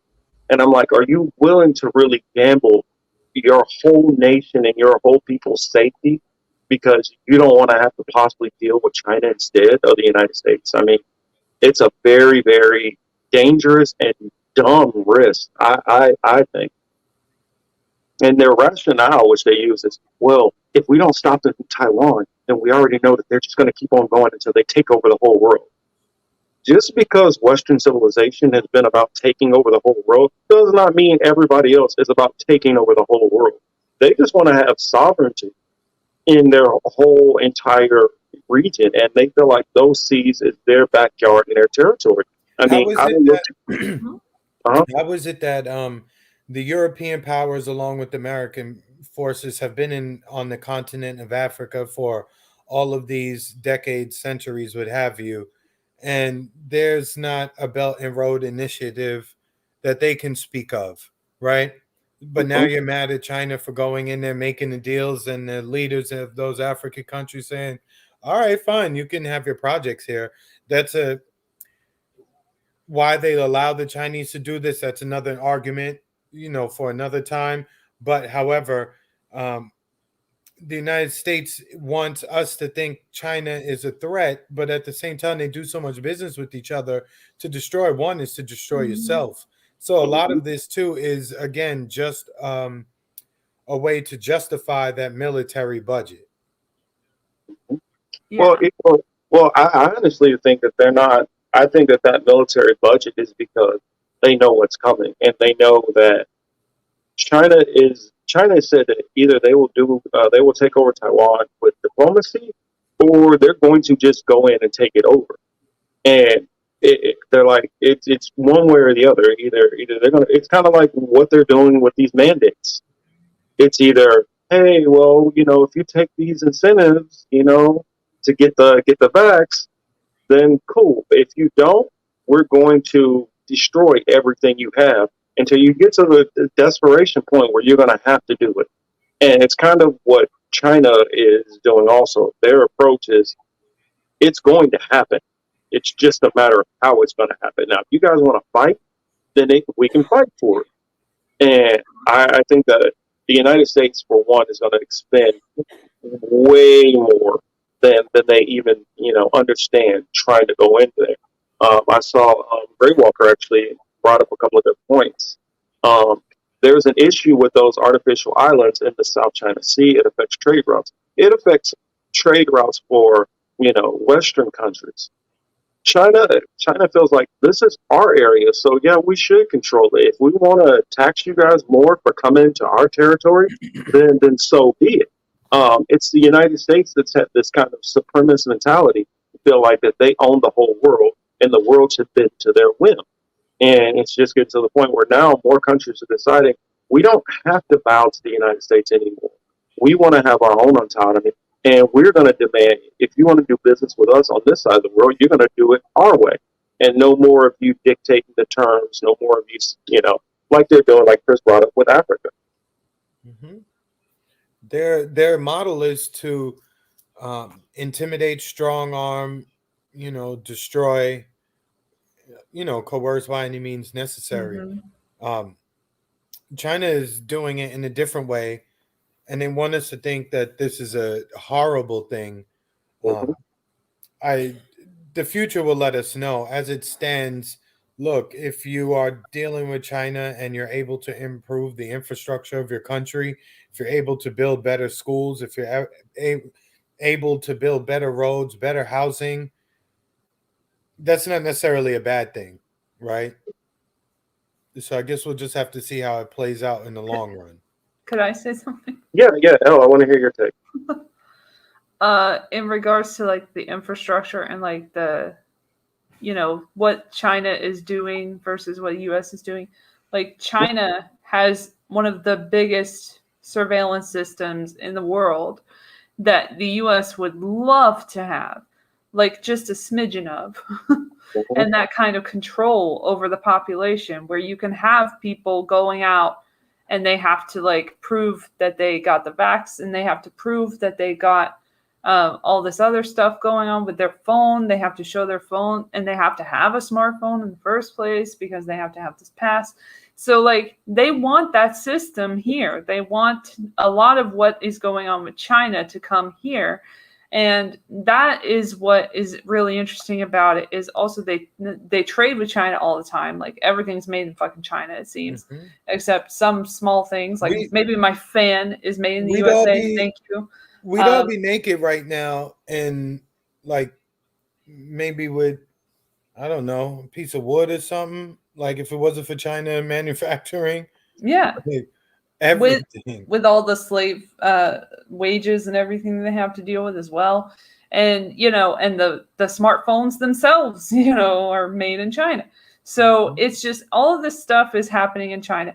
You don't see a whole lot of Taiwan products because China has taken over everything, all of the manufacturing. And Taiwan is just there to, be like the other baddie, go back and forth. But I'm sure they have trade routes as well. I'm sure they work together in many ways, just like Russia works with the US in the space and everything. Like it's all just a show. Like that's how I'm looking at everything now, is like this country is going after this country because it's time for this country to go after this country. And then this other country is going to go after that other country. It really is 1984. Like, let's just pretend that Oceania is at war with whomever the other place is. Well, this is where I think it's going to be a little bit different, though. This time, I don't think it's all for show. That's where I'll make a difference. Wesley has a comment here. It says, exactly, U.S. foreign policy looks in the mirror and trembles in terror at the threat. They are afraid of having to take their own medicine. Of course, we have to defend invasion after our own behavior. Exactly, that's what they're afraid of. See, the difference is, World War I, World War II. These were things which were more in control of the powers that be, the cabal at the top, the Illuminati. These people had more control and hands-on on this. When it comes to the nations which they've been oppressing and sucking the resources out of, start fighting back. They don't have control over that. They're not the ones who are propping up China to do these things. China at this point now is becoming what they consider more of a rogue state. You're getting out of line. You're not doing what you're supposed to do. You look at and you look at it for the last 25 years. At a certain point, some of these nations are going to get tired of always being under thumb of the United States and always having to play second and third fiddle. And I think it's just gotten to the point where China has gotten strong enough where now they think it's time to flex their muscles and try. They haven't been building up all of these warships, and all of these subs and all of this nuclear technology just for show. This is real. I mean, some of the other stuff, it was, okay, this duke pissed off that duke, and so they're really running as cliques because this royal family has an agreement with that royal family, so they use their whole military to gang up against this other country versus another group. And this is elites versus elites playing out their interests. And sometimes, but this is a little different. That's what I'd say. Well, that's what I was going to say, though. The upper echelon of the Chinese government is cool with the very same elites that we just mentioned. So to the extent that there is a war in the future between the two of them, it will be engineered. It won't actually just be the United States and China getting into beef. It will be highly engineered, and there will be a goal. There'll be a goal to reach with that too. And speaking of China and the system that the United States want to emulate, I think this brings us into that whistleblower with Facebook, that whole thing. Boy. Oh, hold on. Before you hold that thought, before you go into that, I want to respond to more what Wesley said before, because it's the same thing with why certain groups of people in this country are not allowed to get that same equal level of power and never get that boot off their neck, because there's a certain group of, let's just go ahead and throw out there and say it, white powerful men who are afraid that if black and brown people got even a little bit of power back, that they're going to turn and do all the same stuff which they done to them back. And I do believe that that's a real, actual threat that they're scared of with some of these other nations. Yes and no. On some level, yes. On some levels, no. Is China communist? They're like a state. They do state-run capitalism, right? I don't think that they do communism the way that we understood it from the 1950s. It's not capital. I mean, it's not communism. It's not socialism. It's authoritarian fascism, actually. And they practice capitalism. Like they have companies. Yeah, they capitalize. Yeah, they are, and that's what it is. That's what Nixon's whole goal of going over there was, and getting them to open up. And Taiwan is different in that regard. Like, and so is Hong Kong for that too. Because Russia has always been the fly in the ointment. Russia is not on board with these wars, and they've been the ones who have normally been on the downside of it. Anybody who wanted to align with them got punished. So I don't think that all of the elites were always on the same page. I think that there was that small minority faction, the old saying, the cheese stands alone. There was always that one who's sitting out there on the outside looking in. And I look at the fact that Russia is still that one on the outside kind of looking in a sense, is looking for allies to team up with to finally overthrow the regime. I wouldn't go that far. I think they're all in the same boat. They're all like working together. They're all connected to the same people. And Putin is not as good as people say he is, because he has played the game as well as anyone else, the globalist game. And then I have a quick question then. If it's all part of the game, then what is the game that they would benefit from that? Well, the thing is, if they're all together and they pretend not to be together and they pretend to make enemies of one another, then they still win. So if you fund both sides of the war, you still win. And that's what happened throughout history. But the thing is that the elites at this time, it's not about money anymore. They don't really need the money. Well, it's about power, but money comes with that as well. And then money to control the people. But they already have the power right now. They're the leaders of the hegemony. They don't really have the power because they're all puppets in the whole thing. So no, I'm talking about the United States versus China. How would there is no United States versus China, because they are in the same boat. They love each other. They're too intertwined. Support each other.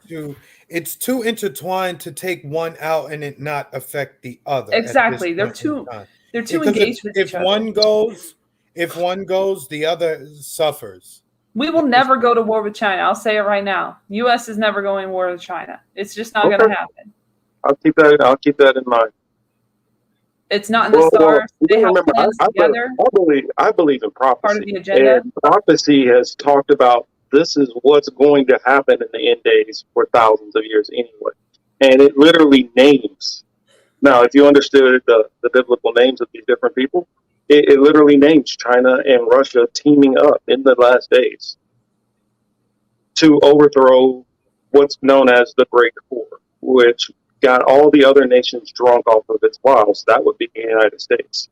So I guess I'll just be overruled on this one 2-1. But I don't see that this is, I don't see that this is just some big, game that's being played. Exactly. Well, that's what I'm God, saying. God, Gog Everything's and a game. Magog, Gog and Magog, and Moab teaming up together. That's prophecy. Well, here's the thing. It's just like the wars in Europe. Hmm. Were But Russia, see, that's China. I but you mean, got to remember that's different. The wars in Europe were different because that was about pushing Russia out. yeah, but what I'm saying is the elite were on both sides, funding Yeah. both sides, and when the smoke cleared, they were where they were supposed to be, even though Hmm. millions of people died. And you would think that, oh, France had a beef with Germany, da da da. Hmm. All the elites were getting along, Yep. like they were making deals, even as their countries were being decimated. Oh, I know. Hmm. I mean, for instance, the British royalty and a lot of the Brits were the ones who were literally paying Germany during World War II and keeping them afloat. So I get it. I just think at this time it's a little bit different. But that's what I'm saying. To the extent they will fight, it will be like, oh, get your battleships. I'm gonna get my battleships. Like Actually, Yeah. they, It Wesley won't be said, nukes. I don't think rationale can apply to war. There's no good reason for U.S. and China to go to we war. That doesn't mean it's unlikely. but we can apply some rationale to war. It erases people, right? It gets Well, people off. yeah, I agree there. I mean, population control, but I Banksters. think it's more to. I think it's more to it than that. Banksters wars. Yeah, I mean, And you then in build. the Look, Saudi you got all these conflict toys. You're too. gonna want to use them, right? You don't build all these weapons of mass But those are for destruction us, aren't and they? don't use it. I thought they were for us. They'll use them against us. Don't worry, because he said, we don't have F-15s and nukes, so we can't really take over the government. Remember when he said that? Hmm. That was fun. But I mean, we'll see as we progress. The thing about it is, though, the United States would love to bring that Chinese social credit system here, right? That's one thing that they're Exactly, watching, and it's working. It's and happening. you can look at what happened this week with that Facebook whistleblower, and you can Hmm. see that's exactly what the precisely why that whistleblower was given the look that she was given. Yep. Because the only thing she complained about and cried about was misinformation, not the child pornography, not the violence, not some Yep. of the criminal activity that shows on a lot of these on these apps owned by Facebook. It Hmm. was about misinformation. And again, you had the Democrats in there talking about how can we control this. That's where this is all moving towards. If she were a real whistleblower, she wouldn't have been in front of Congress in the first place. They wouldn't let No, her. no, I think that her sole purpose was to. She's basically there to make it seem like that there's this big situation going on. When all that is it's being set up and primed for the United States to take over all the social media platforms to go into full complete fascist lockdown. That way that they can completely modulate our Is, speech and all that. They don't isn't they that how don't need to. I Isn't don't that feel how like they need 10 cent to is? take over China or fight China to use China's systems. It's not that hard for them to just duplicate the technology. Correct. They do. Yeah, that's what I'm saying. So I don't think that they need to. And China looks at it like this. Okay, granted, the United if they're able to nuke the United States off the face of the map, then now they have no other threats. They can find a new consumer base to go to. That's not hard. Also, they play manipulation with their own currency, so it would they will also wouldn't have to deal with tariffs anymore. They would be able to dictate higher import and export tariffs on other nations. So I see all upside for China if they didn't have to deal with the United States anymore. I They're not don't. going to do that. That's just not But, rational. but, but why?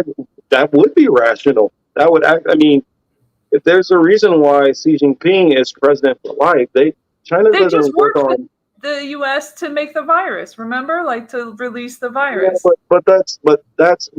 it's one of They those have things. money with each other, like Yeah, money but and all kinds of things. Yeah, but they don't need to do it. They don't need the United States. The United States actually puts more Well, of a no one burden. needs us. The United States puts more of a burden on them than they're getting, and it's not a fair exchange.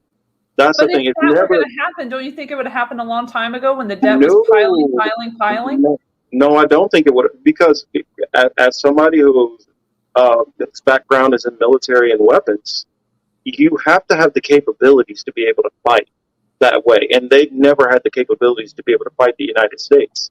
The United States have always had massive firepower over them, so they would never just decide to go at it alone. They would also need allies, and now they have those said allies, and now they have more technology. I mean, if it became a ship-to-ship battle, which I'm former Navy, they could put 10 ships in the water for every one that we put in the water. The only area where they're weaker right now is as far as aircraft carriers. I mean, literally, China, their infantry alone, not even getting into the army infantry, not even getting to the full army. If we use one bullet for every person in their infantry, we would run out of bullets. I don't think most Americans understand how powerful China's gotten. And you think back to 25 years ago, China was basically kind of like very, very low on technology and dirt huts and stuff. They weren't nearly as technologically advanced as they are now. And so now they actually have the ability to make that fight, whereas they didn't before. But I think they are way more likely to continue to do cyber warfare. And that would be the thing that the WEF and everybody involved would be working towards, to go after cryptocurrency, go after all of these websites and everything, and have hackers all over the place like they've been doing. They will take down websites. They will do whatever they can in that way, because that's where you meet people now, is online. That's where you can really affect change online. They would not risk going to the military aspect of things at this point. They would go through cyber warfare, and it would all be part of the plan. It would start there, but if they started doing that, it's only a matter of time before it escalates. That's the thing. You couldn't just keep doing all these cyber attacks and then it doesn't turn into actual military response. When was the last military response they had against the U.S.? Can you name that time? Well, and they didn't. And then what I'm saying is they didn't have the technology. And I mean, we're talking about easily over. Or any other country. Like, I don't even know the last war they've come. The last actual war that they fought was a civil war when Taiwan separated, and that's going back around the time of the Korean War. That's the last time. But we're talking about, they didn't have nuclear capabilities back then. We did.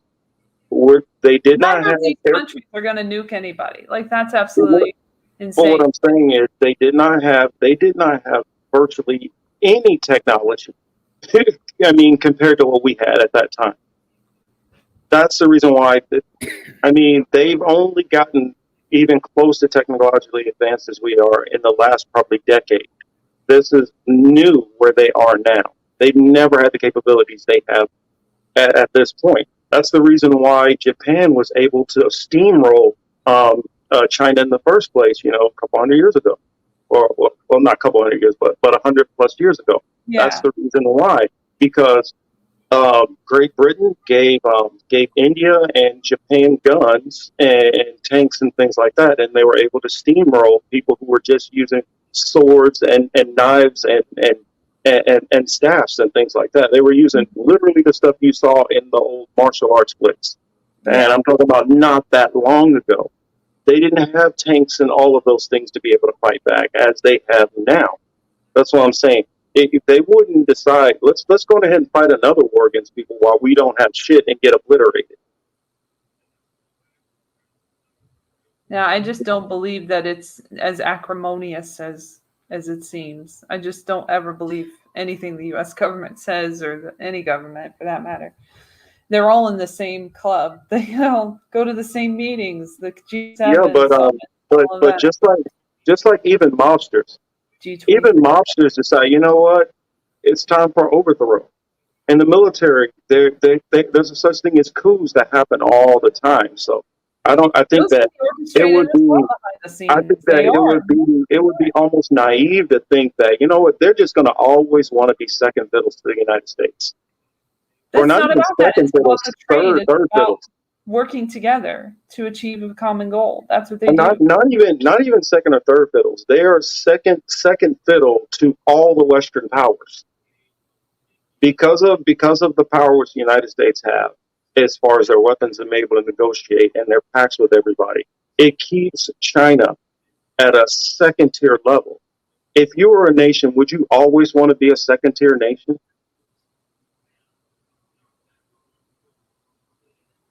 No, I know, V. That's my point. Is like that's how go. It'll be like I don't know what happened to his. Did he stop talking? No, he's there. Go ahead. Okay. I don't know. I was seeing something weird. Anyway, yeah, like they will affect all of us online if we continue to go this route where everything's digital, which is what I want to get around to eventually. It was the biometrics updates of the day. I think it's very important to disconnect as much as possible from these platforms and engage in real life while we still can. Yeah, I mean, that's all I see coming for, is that we're only going to have, you know, actually, I don't even think we're going to have that much autonomy in real life, you know, for that much longer. Um, you know, we already know, like, well, Snowden told us a while back ago that our phones record everything that we're saying and doing. I mean, they already have the technology to spy us in every way. And then our friends and family make it even easier for for the spying to occur when they put in Nest and what is all these uh, what is it the different I guess securities for your home where you're able to come in through, you know what I'm talking about, where you're able to like unlock your car, unlock your phone. I mean, unlock your house with your phone. Click on the lights. Click off the Oh, lights. horrible All those stuff. things. Smart Yeah. houses, smart stuff. And to shadow ban, orale, Holmes. What up, boy? Yeah, like there's always so many ways that you can fuck with us digitally. That's what I feel like that's what they would focus on right now, and that's what they're focusing on if you look at their white papers and everything that they're doing behind the scenes, like, and the initiatives that they have going on with the Great Reset and the biometric era that we're in. So yeah, they have like facial recognition where they can use masks, like, or they can blur faces or de-blur faces is what they said in this one. Mm-hmm. And they say here the global market is expected to grow 12% for facial recognition but to 2025. That's what they expect. And Yeah, I mean, that's from September. I believe all of Probably those higher. things are going to continue and grow across the country and throughout all of these different countries as a whole. But you know, I don't see it as just, oh well, this is just the elites playing their games. This time it's a little bit different. I just don't feel as scared as everyone else. I don't know. I don't care anymore at this point. I just want to live as long as we can live and, try and fight back as much as possible in as many ways as possible, or at least work together to achieve a common goal. That's something that I think we can all get on board with and do with each other. I guess I'll tip my hand. I honestly believe all we can do is prepare for for the downfall that's coming, and try to protect ourselves in our own little circles. As far as fighting any of this, I don't see a way or a possibility. I mean, especially I know the capabilities of what our military can do at any moment. If we wanted to get out there and fight, they could put drones in the air. I mean, there's little drones that could fly down individually and put a 45 round right through any of our foreheads, and we'd never even see it coming. So, But they won't do that because they need us as slaves. That's the thing. well, but they're starting to And not become need us. robots. they're not going to need us very much longer with all the technological advances. Well, they need us for the robots to situate themselves, because the They need robots as they some have of them us. now are not going to work. They need They to need melt them some with of humans. us. They don't need all of us. They only need some of us to run the stuff. Well, That's the many thing. would say that's why certain things are happening at the moment and that we can't talk about. But many of people would say that's part of the initiative I mean, to make it easier to well, deal think with. about it. Even like for instance, I was only thinking about all of this technology stuff as far as people like me who do more manual labor type jobs. But it's even like I watched something on Vice just the other day where it's even creeping into the law to the law field where where a lawyer can say, well, I want to check for these different things, and it will go through and literally scan the documents and read it and process this paperwork. Chris, are you familiar with what I'm talking about? No, go ahead. I'm listening. Well, I'll show you. I'll show you that. I'll send it to you what I was watching. But it first Mm-hmm. started off talking about the trucks, getting them online to be able to do the driverless trucks. We already know about that. It's talking about the stuff which they had at Amazon. We already know about the self checkouts. Everybody's seen those, but they also now have night stalkers, which are stalking the shelves. That's the next level. The next thing that they've had is with law firms. They're actually taking away. Now they say, well, it's not going to get rid of those jobs, and it can't literally pass the bar. But we can put in uh, different briefs, different statutes, and all of these things, which the computer will know to look for. And it literally sat down a paralegal right next to it, where he's going through all the information and documents, and they timed the computer versus him, and they timed the mistakes and little things that they put in to try to catch. And it's already able to do some of these jobs which weren't really even thought about. What is it? Was it thermodynamics or one of those something dynamics? They already have the. Wesley took the words out of my mouth. The medical diagnosis machines, and it's also going to be able to start doing surgery on people because they said that they can actually target the machine to be able to be more steady hands than having the mistakes which humans make. So they're already finding ways to start getting us, to start Xing us further and further out. That's the reason why I believe like Andrew Yang was pushing for UBI, and that's why UBI is starting to become a big thing, which people are talking about, because they're going to have That's to the start figuring pacifier. out, they got to do something, to kind of And also pacify the people who on are going to be recently out of work, and it's going to be a lot of us, and people are not as alarmed by it right now because they don't really see it. And the only reason why they're not seeing it in massives is because COVID. Well, COVID is one part of it. Excuse. That's one part of why we're not seeing some. But another part is they're still having a little bit of difficulty with the signals, with maintaining proper signals and stuff like that. And so if they're not the moment that they're able to work out that better signal, whether it's we're likely going to be 6G, which that should be creepy to some people out there who know better. That 6G, once that goes online, that's going to be, supposedly less drops, less interruptions. That way that these technological advances are going to be able to actually not fall out of whack. Gray Walker says, I worked as an electronic technician for the post office. I repaired automated equipment that replaced a lot of people. That's what the future is actually going to. So they're not going to need the bodies, anymore. And they're going to need to just pacify people in the time being while people are out of work. After they've done that, can't do they're it not overnight either. So they're not yeah, going. but it's not. They're But going to they're incrementally do it. yeah, but they're getting a whole lot faster with it. Before it would be every 10 years or so they have a little advancement. Then it was every 5 years. Now it's starting to be every year and every couple of months that it's getting faster and faster where they're starting to implement more of these things. It's like what we talked about when we had Sebs and Ali on, when we talked about the police dogs.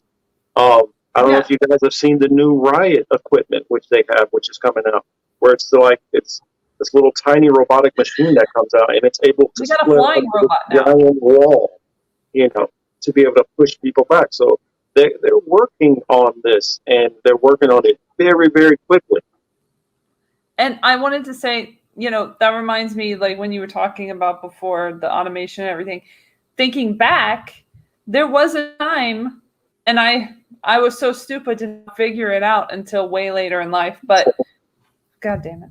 No, Okay. keep going. Just give me a second. Sorry. Is that, computers used to be people. You know what I'm saying? Like people would compute things by themselves using their brain. And then eventually computers came in, like mechanical computers, and they ended up taking the jobs of the computers, of the people who computed things.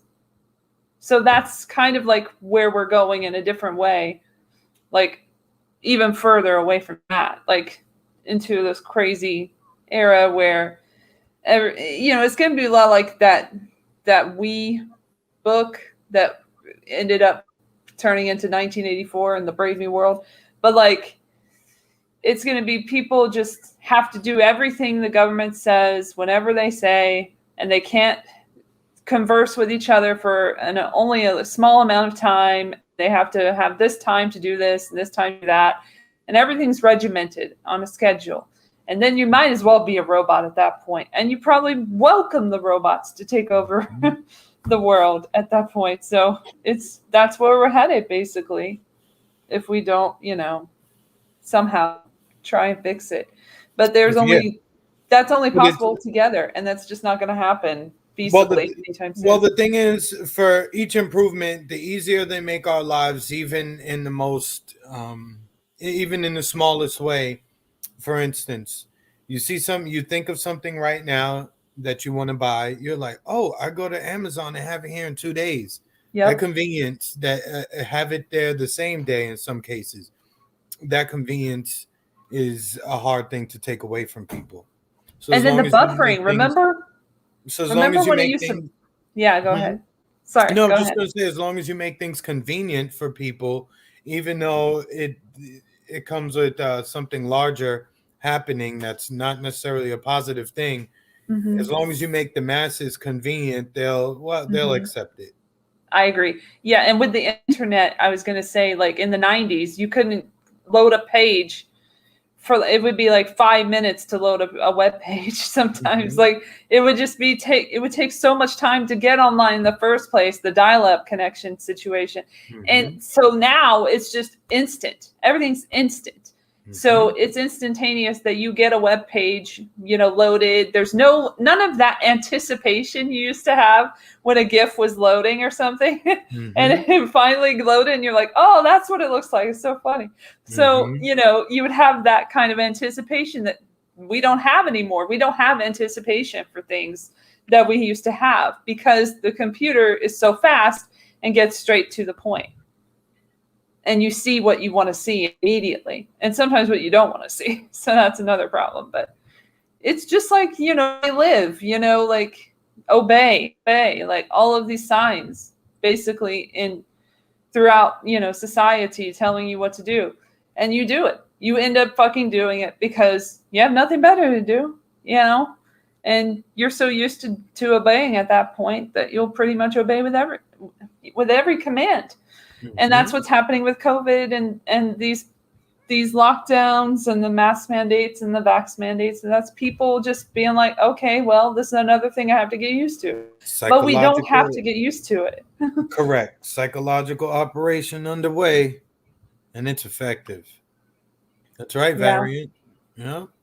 Well, I'd say that we kind of do. We don't really have like I still believe that we don't have a choice in most of this stuff. And the reason why I believe we don't have a choice is because this has been game planned out so much further than us. And so we're at the point of where we're arguing this and that, and we're trying to, let's try to fight now. We're at the point of fighting when they're already at the point of, okay, they're at the doorstep to take us away. We are so far behind this curve that fighting it's almost not an option at this point. I mean, That's my take. Now I know that can sound a little The best negative, thing, well, but I just think that they're already so far. I mean, for instance, if you go back to Albert Pike's Morals and Dogma, they were already preparing that there was going to be a World War I, a World War II, and they believed a possible World War III. They had already game planned out how World War I and World War II were going to go. So if they were already gaming World War II and World War One out in what was it? I think he wrote that book in what was it like 1878 or something like that, and published around 1880s. If he already knew that then, I don't see how somebody who was planning out the next probably 50 to 60, 70 years of events, how we think that we just figured out about what's been going on over probably the last 10 years or so, and how we're going to be able to get caught up to where they are 50, 60 years already planned ahead of time. I definitely don't think we are. I just think that, you should go down swinging as much as possible. That's all I think. I'm just never going to let anyone put anything in me without my permission. That's just my take on it, like my personal view. I don't advise we should this, but I look at it like this. It's going to come to a point where the only fighting that we're going to be able to do is to protect our loved ones, friends, and family that are around us. As far as fighting and the whole system itself, that fight is done. Well, at this point, it's just to show where you are in history. That's basically what you're doing when you fight back, is like showing where you stand on the whole thing.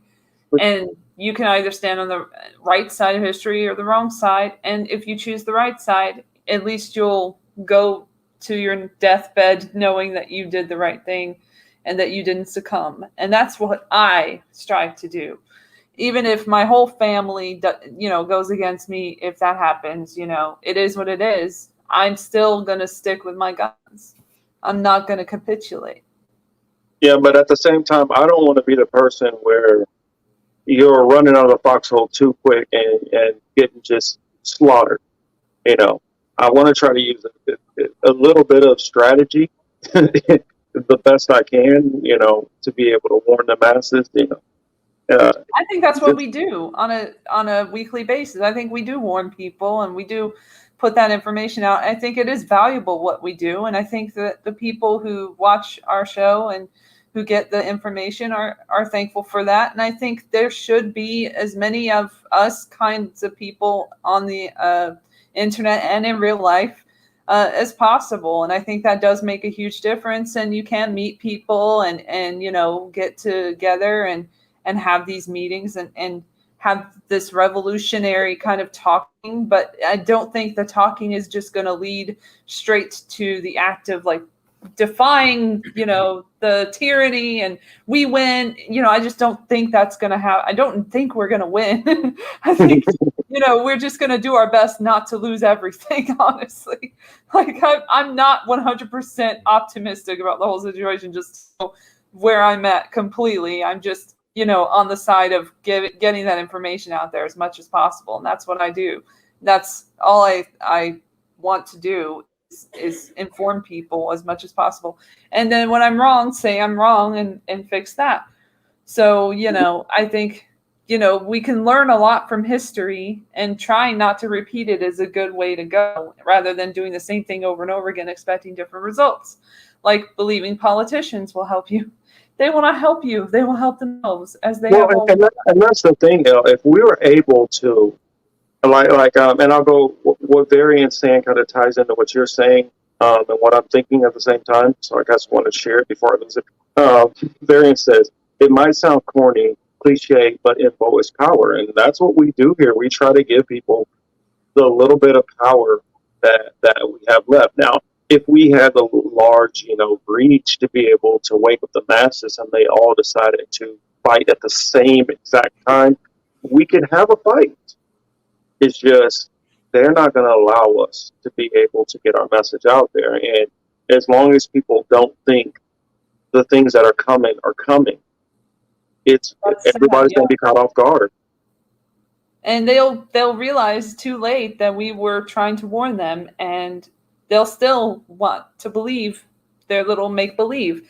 Like, that's what they do. They have to compensate for it. They have to like not look at the truth and just live in that lie because that's all they know.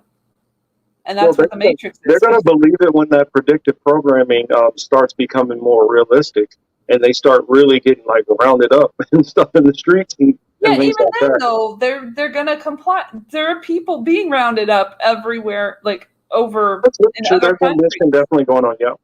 And they're just kind of letting it happen. And they do try to escape. A lot of people are trying to escape, but like there's just no way out at this point. And one of those places is China where this is happening.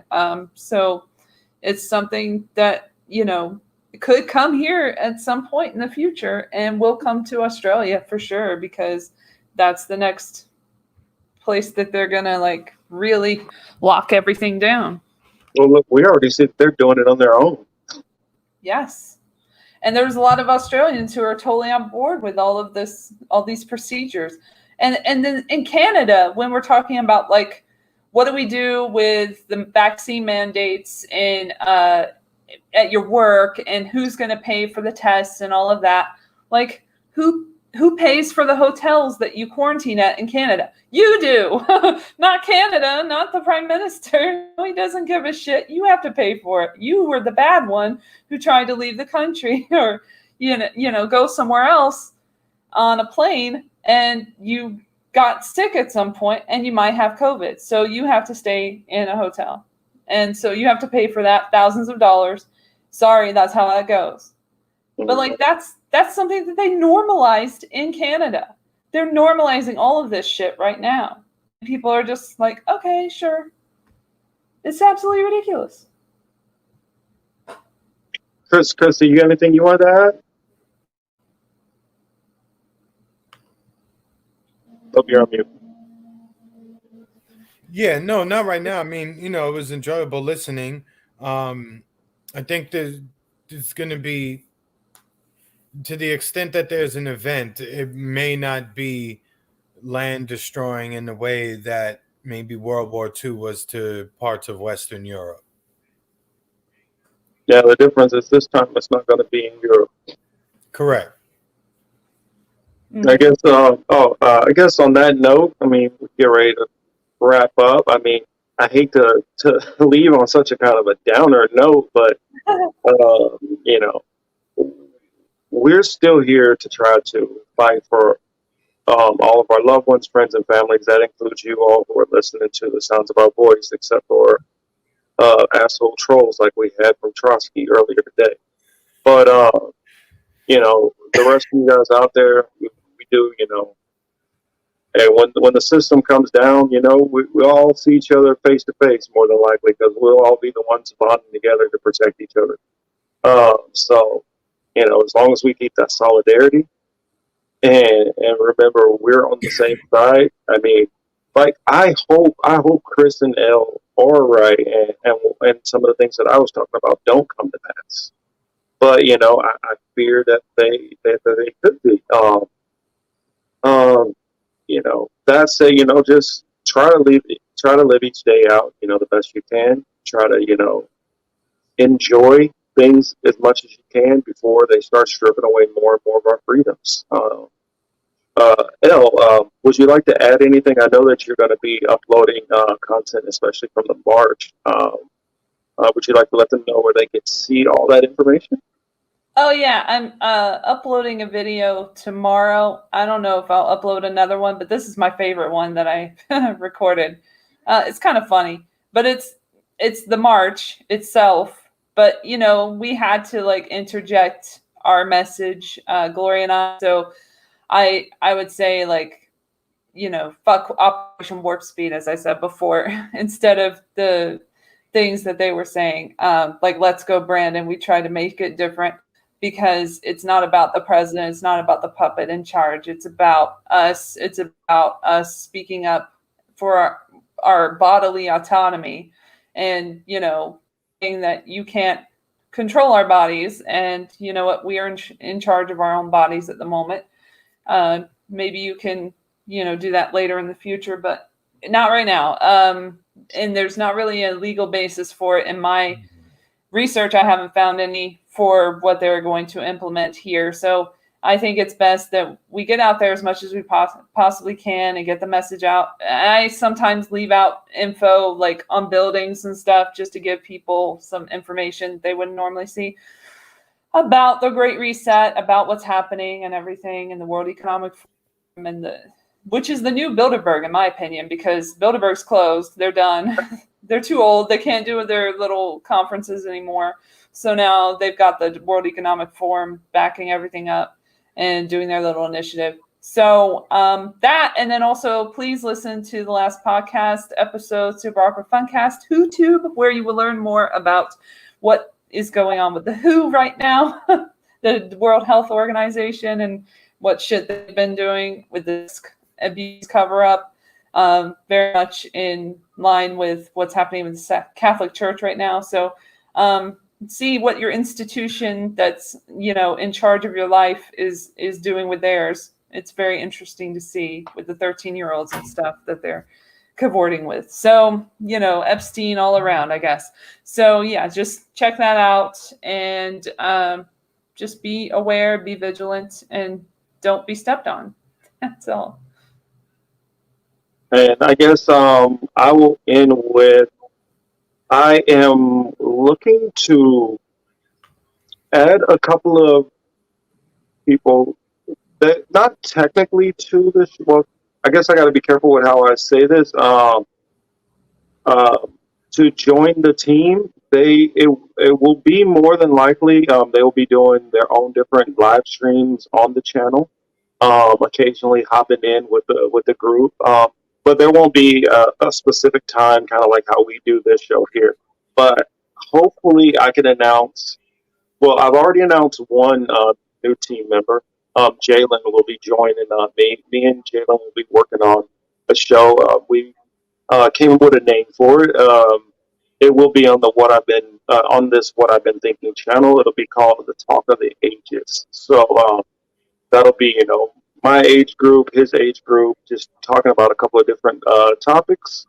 Hopefully you guys tune in for that. I'll definitely be putting that out as well as Jalen also. And then I'm looking at 4 possible new team members who they'll be kind of working in their own capacity. They are, I consider, rock stars in my opinion. I look forward to, bringing them on board, and they will, add their content whenever they have the time. They will be doing interviews on other channels, of course, still, and that's the reason why they won't have like a particular set time unless they decide to do set live streams or times on their own. But I'm just still waiting back to hear from each person if they all are on board.